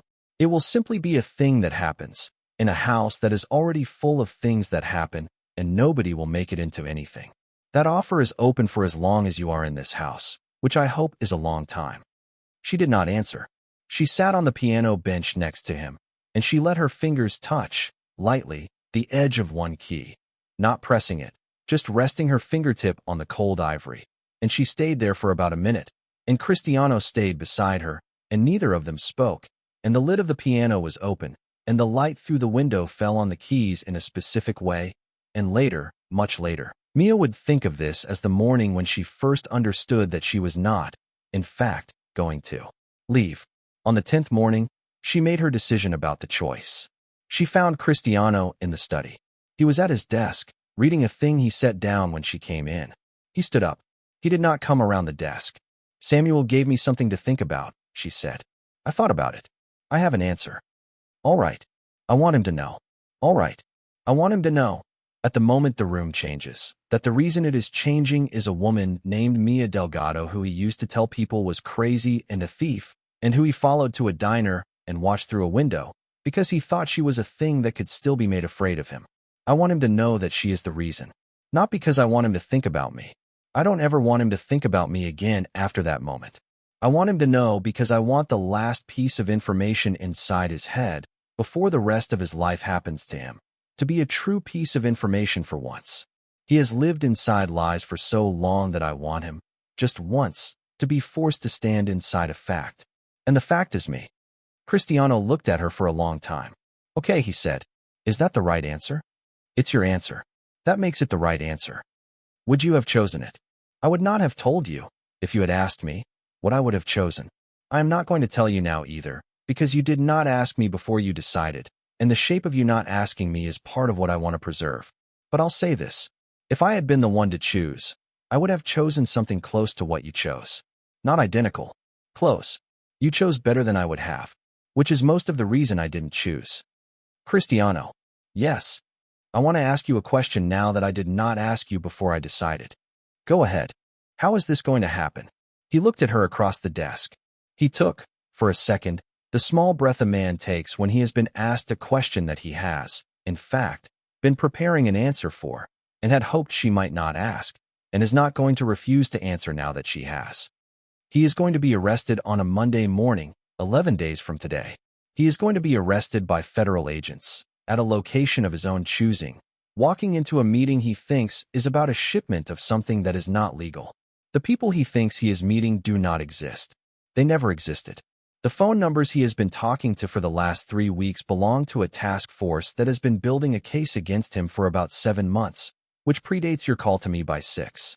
When I sent a man to look into him 3 months ago, one of the things my man discovered was that the federal investigation was already happening, and that the investigation was stalled because the people running it had never been able to get a woman to testify, because every woman who might have testified had either left the state or died. What I have done over the last 10 days is provide that investigation with 3 witnesses. 2 of them are men who work for Daniel, who have decided, for reasons involving their own continued survival, to speak truthfully about him. One of them is a woman who is not you. I will not tell you her name today. She is alive, she is safe, she is not in this country anymore, and she has agreed to say what she has to say on a videotape that will be played in court in a way that does not require her to come back. That is the first half of the case. The second half is a set of financial records that I acquired through means that were not legal, and that my people have made to appear to have been acquired through means that were. The federal investigation is going to put him in prison for somewhere between 22 and 31 years, depending on the judge. That is not a guess. That is a calculation. The people I have providing this material are, in fact, the people who know. She sat down in the chair across from the desk. You did all of this, she said, without telling me. Yes. Why? Because you did not ask me to do any of it. You called a number because a man was watching you through a window. I answered a phone because a call came in. Everything since that moment has been mine to do or not do. If I had told you in the first week what I was doing, I would have been putting the weight of it on you, and I did not want to put the weight of it on you, because I wanted you to have a week in which the thing you were recovering from was not also a thing you were being asked to help manage. You did not sign up for managing a federal case, Mia. You signed up for a bed and a meal and a locked door. I was not going to expand the job description on you without asking.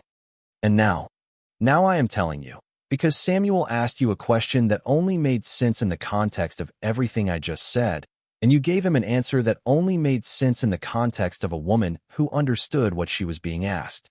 I am telling you because, as of today, you have asked me a question that means you want to know, and I am going to give you, starting now, all the information you want, in whatever order you want it, for as long as you keep asking. That is the agreement. It was always going to be the agreement. I just needed you to get to the front of it yourself. She was quiet for a long time. Then she said, What happens to you? What do you mean? You just told me you acquired financial records through means that were not legal. What happens to you in a court where those records get used? Nothing. The records are not going to be introduced in a way that is traceable to me. The federal task force believes they came from an internal informant, and an internal informant is, in fact, going to be credited with them, because the internal informant is a man who will be in federal custody alongside Daniel inside of 11 days, and who will take the credit in exchange for 6 years instead of 19. That man is also not a good man. He is a man who has done a specific thing to a different woman, about whom you do not know, and about whom I am not going to tell you today. The 6 years he will serve are the only 6 years he will ever serve in a life that should have had more years of prison in it than it will have. That is a compromise I have made. I am making you aware of it so that you know that the justice in this case is not clean. It is sufficient.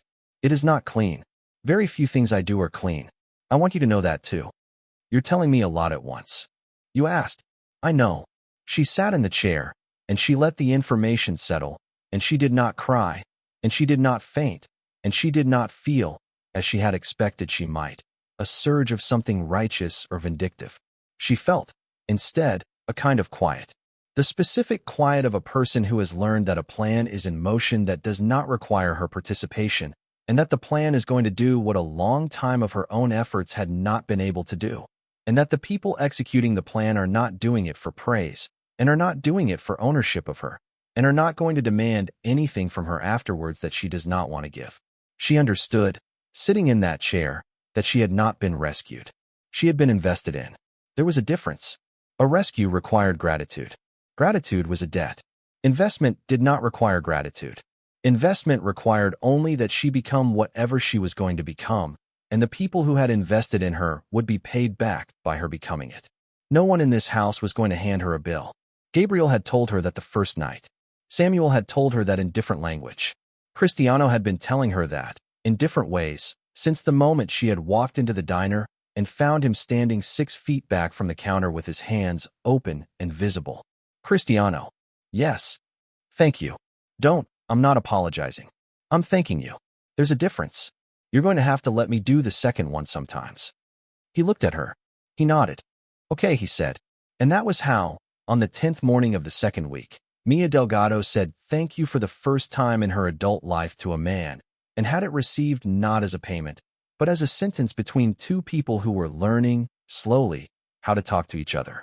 Daniel Rourke was arrested on a Monday morning in November at 10 minutes after 9, in a warehouse off an access road behind a trucking yard in a part of the city that he should not have been in, walking into a meeting with a man he thought was named Ruiz and who was, in fact, a federal agent named Carmen de los Santos, who had been working on her end of this case for 17 months. He did not resist. He did not run. He put his hands behind his head, slowly, because the 8 men who came through the door behind him had their weapons drawn, and Daniel Rourke, for all of his many cruelties, was not a man who had ever been good at bravery when the numbers were not on his side. His face, in the moment that the first weapon came up, did something that his face had spent its whole life rehearsing against, which was the slack, open expression of a man who had just understood that the story he had been telling himself about his own importance was not a story anyone else had been willing to agree to. His mouth opened. His mouth closed. He looked, for a second, at the exit behind him, and the exit was blocked. He looked, for a second, at the man he had believed was Ruiz, and Ruiz was gone, because Ruiz had never existed, and the space where Ruiz had been standing was now occupied by a woman in a windbreaker with 3 letters across the chest. Down, she said. He went down. At the moment of the arrest, Carmen de los Santos said 3 sentences to him. She said his full legal name. She said the list of charges, in the efficient, paragraph-free way federal agents say the list, so that a defense lawyer could not later argue that his client had not understood what he was being arrested for. And then she said, in a voice that was perfectly professional, with no editorializing in it, the sentence she had been asked by a colleague, as a favor, to include. She said, and I want you to know that the woman who called in the first tip about you was Mia Delgado. That is who did this to you. Daniel Rourke's face, which had been flat with the kind of careful blankness of a man trying not to make his situation worse, did something that the body camera on Carmen's shoulder would later capture clearly. He did not shout. He did not curse. He did, for a fraction of a second, look over his shoulder, as if he expected, even now, to see Mia standing behind him, the way he had always expected to see her whenever he wanted to see her. She was not standing behind him. She was not even in the same state. She was, at that moment, 240 miles away, sitting at the long table in the kitchen of a house she had been living in for 23 days, drinking a cup of coffee that Rosa had poured and that had, by then, gotten a little cold, because Mia had been sitting with her hand around the cup without drinking for close to 15 minutes, waiting for the phone on the table to ring. At 10:11, the phone rang. It was Luca. It was on speaker, because Cristiano had asked her, the night before, whether she wanted to hear it, and she had said yes. He's in custody, Lucas said. De los Santos said the sentence. He heard it. He understood what it meant. She says he looked, for a second, like somebody had told him a joke he didn't get. And then he understood. And then he didn't say anything for a long time. And then they put him in the car. It's over. Mia, in the kitchen, did not move. Thank you, Luca, Cristiano said. Ma'am. The call ended. Rosa, who had not been pretending to do anything. Rosa did not pretend to do things. Rosa did not need to reach across the table and put her hand flat on Mia's hand. Breathe, child. Mia breathed. She did not cry. She did not cheer.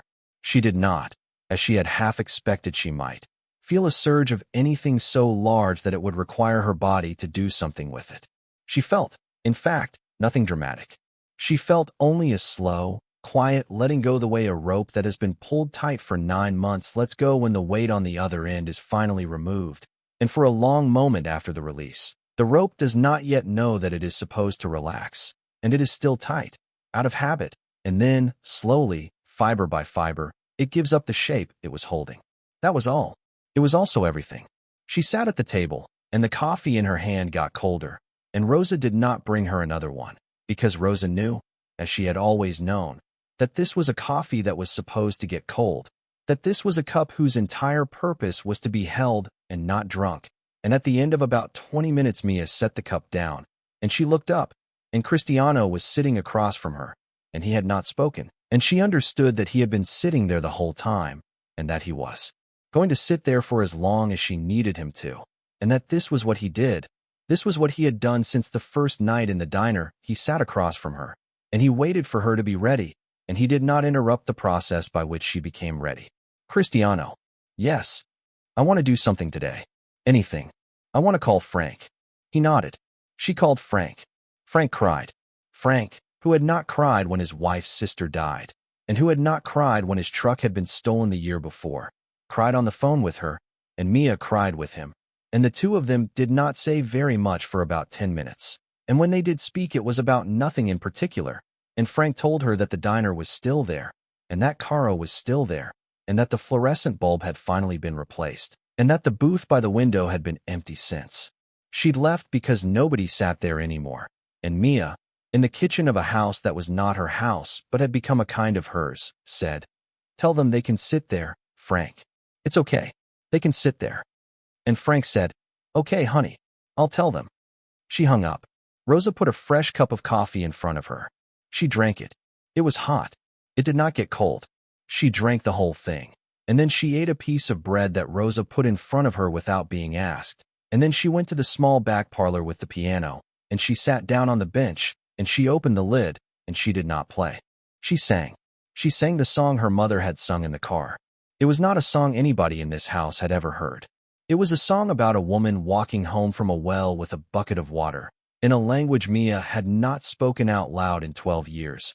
And her voice cracked in the second line, and she kept going, and her voice held in the fourth line, and she finished the song, and she sat at the piano with the lid open and her hands in her lap, and she cried. Finally, the way she had not let herself cry since she was 19 years old. Cristiano did not come into the room. He stood in the doorway of the hallway, at a distance she could not see from where she sat, and he listened, and he did not move. And when she was finished and she wiped her face with the back of her hand, he walked away quietly, so that she would not know, for a long time, that he had heard. The days after the arrest moved slowly, in the way days move after a thing has ended that has been running for so long that your body had forgotten it had ever not been running. She slept for 11 hours the night of the arrest. She slept for 12 the night after. She woke on the third morning and did not recognize, for a second, the shape of her own arms underneath the blanket, because her arms had gone soft in a way she had not allowed them to go soft in 9 months, and her body had, at some point in the night, uncurled from the specific tight shape it had been sleeping in for 3/4 of a year, and it had stretched, for the first time in all that time, into the full length of itself. And the length of itself was, it turned out, longer than she had remembered.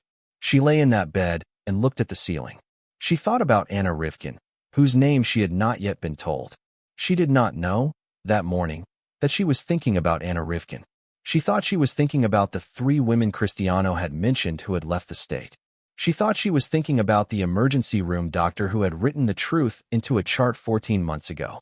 She thought she was thinking about every woman who had ever come into a diner at 2 in the morning and ordered coffee and left a tip bigger than she could afford, because that was what women in trouble did when they found a safe room, even a cheap one, and Mia had been one of those women herself for a long time, and she knew the gesture, and she had taken it, at the diner, as the small wordless communication it was. She thought about all of them. She thought, for the first time, about what it would mean to be the other end of that gesture, to be the waitress receiving the oversized tip, to be the door that opened, to be the chair that waited. She did not articulate this thought. It did not arrive, that morning, in the form of a sentence. It arrived in the form of a quiet opening, somewhere below her sternum, a shape that had no name yet, but had, very clearly, been waiting for some room to be made for it, and the arrest had made the room, and the shape had moved in. She got up. She went downstairs. Rosa was in the kitchen. Rosa was always in the kitchen. Sit, Rosa said. She sat. I want to ask you a question, Mia said. Go. The women who came through this kitchen. Before me. How many of them? Rosa turned from the stove. Over 30 years, or in my time. In your time. In my time, 14.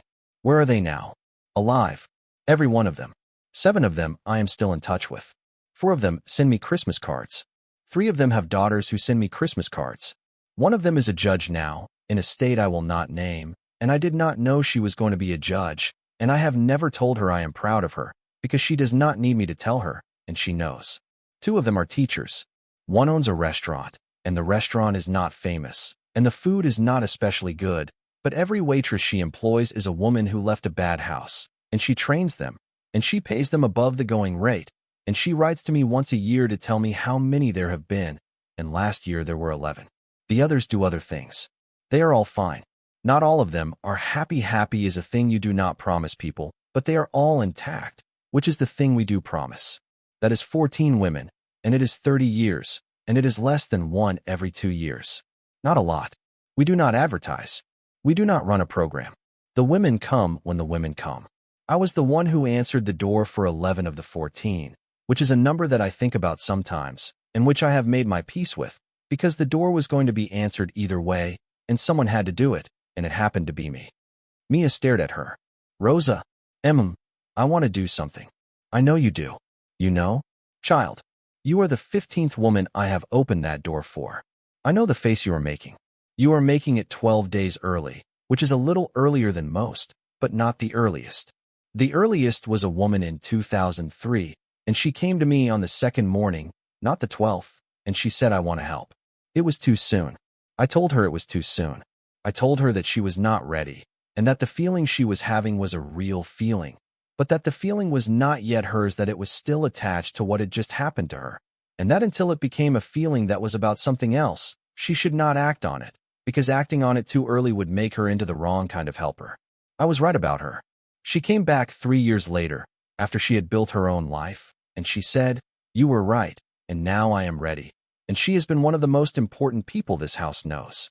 So, I am going to say to you what I said to her. Not yet, child. But keep the feeling.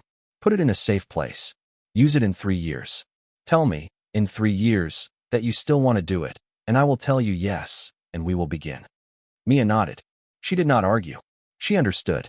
She was, in that moment, perhaps more clearly than she had understood anything in 6 months, that the feeling inside of her chest was a real feeling, and that Rosa was right, that it was too early to act on it, and that the reason Rosa was right was that the feeling was, at that moment, still running on the fuel of her own rage and her own relief, and that a helper running on rage and relief was a helper who would, eventually, burn out and take other people down with her. Rosa had seen this before. Rosa knew the mistake in advance. Rosa was telling her, in advance, what the mistake would be. Mia filed the feeling where Rosa had told her to file it. She did not, as it turned out, have to wait 3 years. She waited 16 months. And the door that she answered, when it was her turn to answer a door, was not literal. She did not sit in Rosa's chair, because Rosa was still in Rosa's chair, and Rosa, Mia had come to understand, was going to be in Rosa's chair until the day she was not, and that day was nowhere near. The door Mia answered was a different kind of door. It was the door that opened onto a building that did not yet exist on the day Daniel Rourke was arrested, and that would, later, bear a name she had not yet been told. But that is for later. First, there was the trial. The trial took 15 months. She did not attend. She had been offered the chance to attend, and she had considered it, and she had chosen, with Samuel's help and with Rosa's counsel and with Gabriel's blessing and with Cristiano's silence, not to go. She was not the witness. She was not required. She was not, in the language of the courtroom, anything. The other woman, the one whose name Cristiano had refused to tell her until the day he had all of the answer, gave her testimony by video, as promised, and it was devastating, and it was enough, and Daniel Rourke was convicted on 11 of the 14 counts that were brought against him, and he was sentenced to 27 years, which was inside the window Cristiano had told her about 10 months earlier, and which, when the number was read out in the courtroom, was received by Cristiano, in the back row where he was sitting alone, with no reaction whatsoever, because Cristiano had known, for 10 months, what the number was going to be. The name of the fourth woman, the one who had died, was Anna Rivkin. Cristiano told Mia her name on the night Daniel was sentenced. He told her in the library, because the library had become, by then, the room where they told each other the things that the kitchen was not the right room for.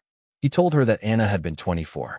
He told her that Anna had been a violinist, a serious one, good enough to have been third chair in a regional orchestra at 21, good enough that her death had, at the time, been briefly reported in a music blog nobody Mia knew had ever read.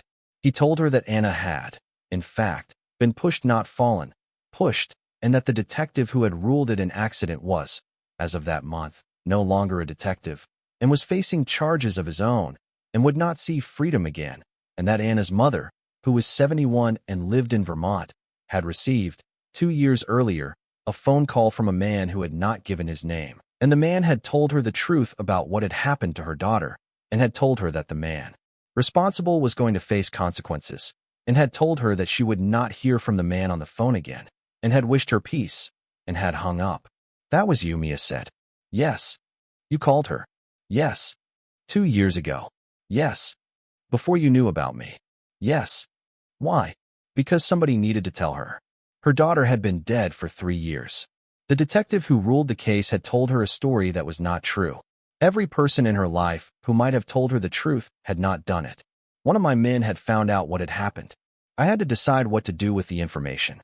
I decided that she should know, in her own lifetime, that what had happened to her daughter was going to be made right. I did not tell her it was going to be made right by me. I did not need her to know that. I needed her to know that it was going to be made right. And now it has been. Are you going to tell her?"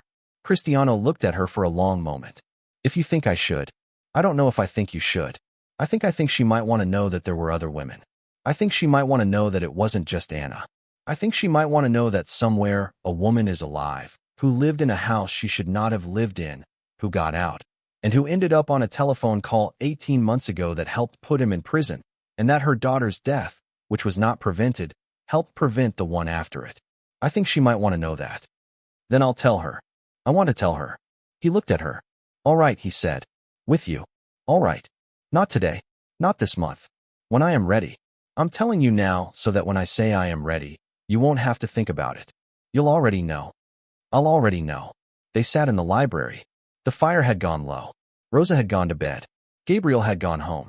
The house was quiet in the specific way it was quiet on nights like this, and Mia sat in her armchair, and Cristiano sat in his, and nothing dramatic was going to happen, and nothing dramatic needed to. "Cristiano." "Yes." "I love you." He did not move. He looked at her across the dim room, in the low light, and he did not move, and she realized he had gone still in the way a person goes still when a thing has been said that they have been waiting to hear for long enough that they had stopped, at some point, allowing themselves to wait for it. "Mia, I know. You're going to say something careful. You're going to say that I don't have to say it back yet. You're going to say that trust has to come first and love is a separate thing, and that I'm welcome to say it, but I don't have to expect you to know what to do with it. I know all of that. I'm saying it anyway. I've been saying it, inside my head, for about 4 months. I have not said it out loud because I wanted to be sure that the version of me that was going to say it was a version of me that had come all the way into her own body, and not a version of me that had just transferred herself from one man to another, because I've done that before, and I know what it looks like, and I know what it smells like, and that is not what this is.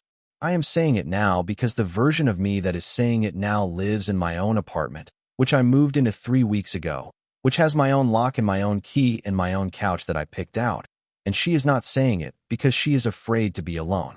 She is saying it because she is not afraid to be alone, and she has chosen, among the things she is not afraid of, to also not be alone with you. That is the version of me that is saying it. That is the only version of me I was willing to have say it. That is why it took this long. Cristiano did not move for a long time. Then he stood up, and he crossed the room, and he did not sit on the arm of her chair, and he did not pull her up out of it, and he did not kiss her, because he had not kissed her yet, in all of the months of this. And he was not going to kiss her now for the first time in a moment when she had just said something enormous, because he was not going to have their first kiss be a thing that happened inside of a speech. He did a different thing. He knelt down in front of her chair. He put his forehead very lightly against her knee. He stayed there for about a count of 8. Then he looked up at her. "I love you," he said. "I have loved you since Gabriel told me you had chosen to receive the thing he was offering. I did not tell you then because I did not want you to think that love had been a condition of the offer. I have loved you since the night you laughed at the dinner table, and I realized I had been waiting to hear you laugh. I have loved you since you sang at the piano, and I stood in the hallway and did not come in. I have loved you since you made your decision about Daniel knowing your name, and since you thanked me for the first time, and since you moved into an apartment that I did not pay for, and did not enter, and did not see until you invited me. I have loved you in a sequence of moments, Mia, none of which I said out loud, because I was waiting for you to say it first, because I did not want the saying to be a thing I was doing to you. I wanted it to be a thing you were doing to me, which is what just happened, which is why I am on the floor." She did not laugh. Her throat was too closed for laughter. She put her hand on the side of his face. He leaned into it. He was not a man who leaned.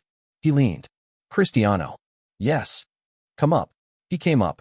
They sat together in the armchair, which was not built for two, and which did not mind, and the fire in the fireplace went the rest of the way out, and the house slept around them. And somewhere in a cell in a prison, a man whose name neither of them said anymore was beginning the first night of 27 years in a room he was not going to leave. They did not care. He was already the smallest thing in their lives. He had been, for a long time, before either of them had been ready to admit it. He kissed her, eventually. Not that night.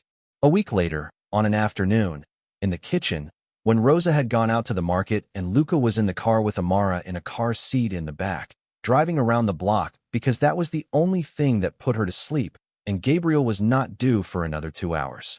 The house was empty, and the kitchen was quiet, and Mia was standing at the counter slicing a pear, and Cristiano came in from the hall, and he stopped in the doorway, and he looked at her, and she looked up from the pear, and she saw his face, and she set the knife down, and she turned, and she waited.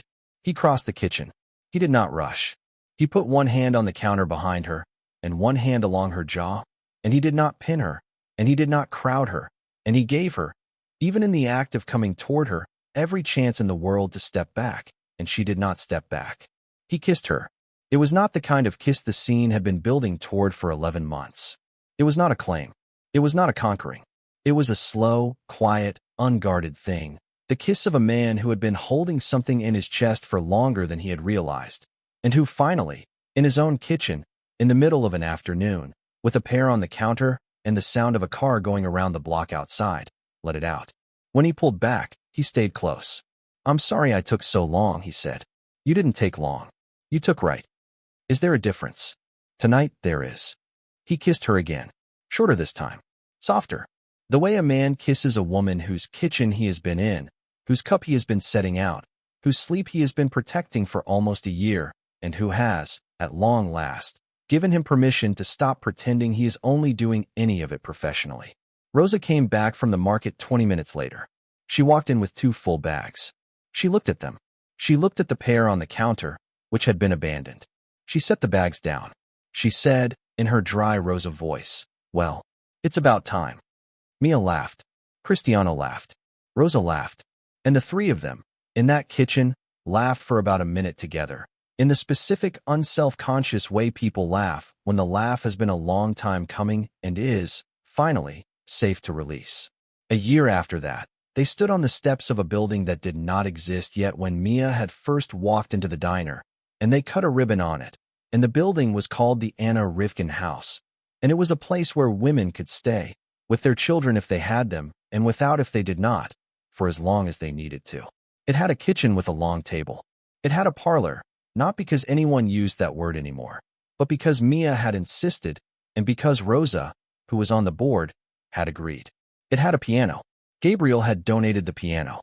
Gabriel could not get up the front steps anymore without help, but he had come anyway, in a chair, and he had been the first one to be carried into the house. Anna Rivkin's mother came to the ribbon cutting.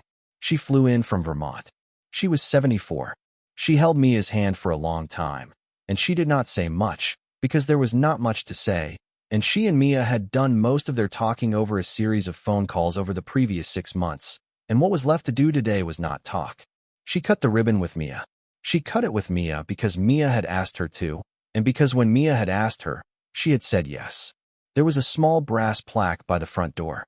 The plaque said only Anna Rivkin, 1992 to 2019, and the women who came after. It did not list the women who came after. There was no list. The list, as Samuel had told Mia once, was between her and the future. On the evening of the ribbon cutting, they had dinner at Cristiano's house, which had become, by slow degrees, also Mia's house. Although she had kept her apartment and slept in it sometimes, and liked that the option was there. Rosa cooked. Gabriel held court. Luca was there with his wife, a quiet woman named Elena who had been a nurse for 20 years and who Mia had come to love in the specific way you love the wives of men who have kept you alive. Samuel was there, and his husband, a man named David, and the retired federal prosecutor whose name Mia had not known on the day she signed the apartment papers and who was now, in the present tense, a woman Mia texted twice a week about nothing. 15 people at the table. 16, if you counted the baby in Luca and Elena's lap, which you should, because she was new, and because her name was Amara, after Cristiano's mother, and because Cristiano had cried, quietly, when he had been told the name, and had held the baby for an hour the first night he had met her, and had handed her back, and had said nothing about it, and had gone into the study alone afterwards, and had stayed there for a long time before coming out. Mia had gone in after him, that night.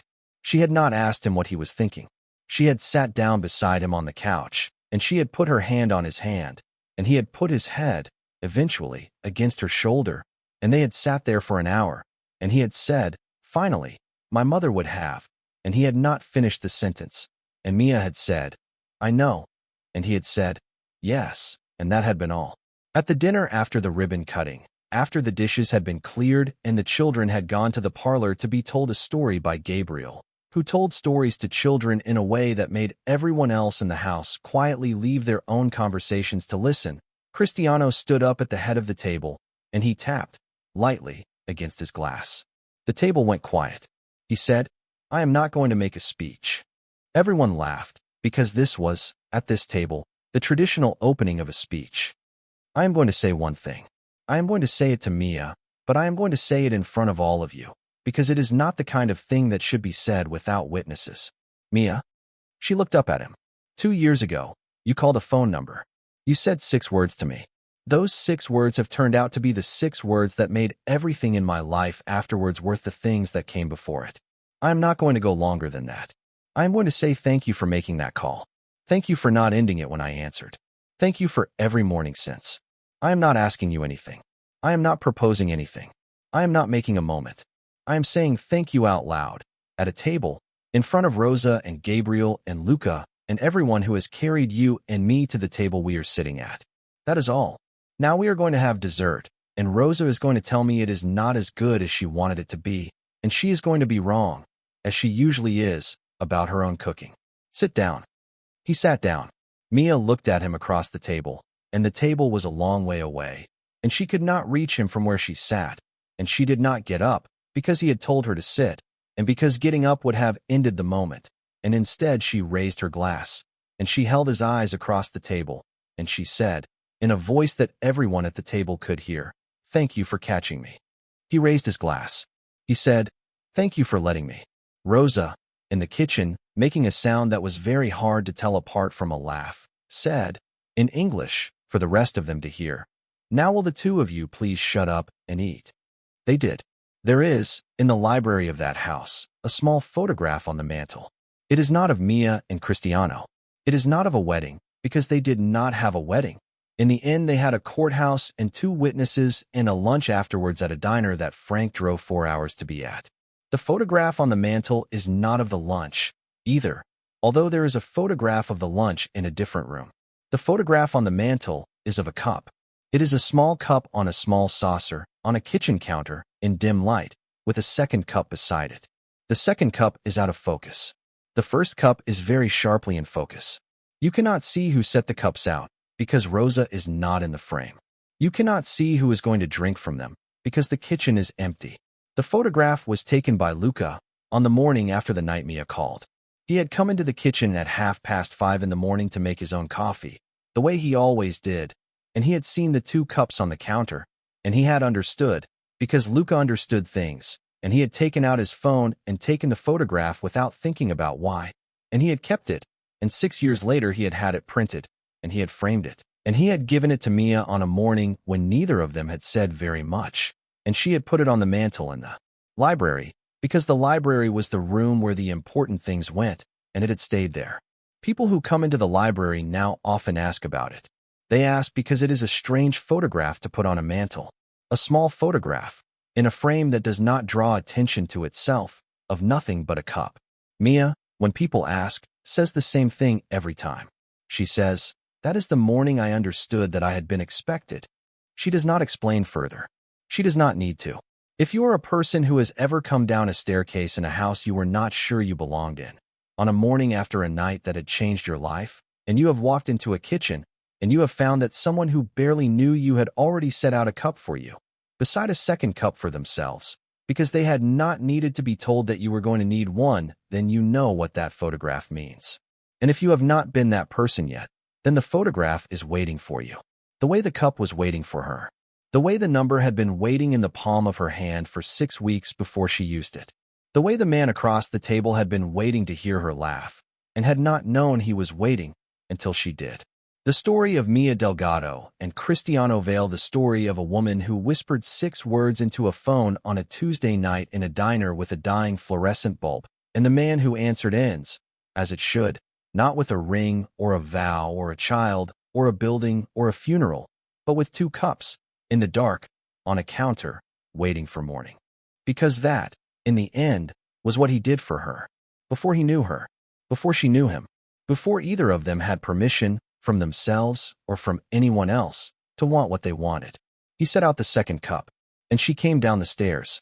And they have not stopped, neither of them, in all of the years since, doing, in their own ways, that one thing for each other.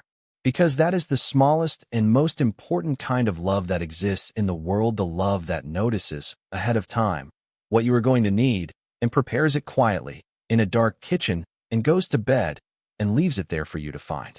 That is what she came home to. That is what she stayed for. That is what, for the rest of her life, she would also do for the next woman who came through that front door, and the one after that, and the one after that, and every one of them who ever needed to know, on the first morning of the rest of her life, that somebody had already set out a cup. Thank you so much for staying until the end. If this story stayed with you, the videos on your screen right now were made for you. I think you'll love them. Subscribe if you haven't already, and I'll see you in the next one.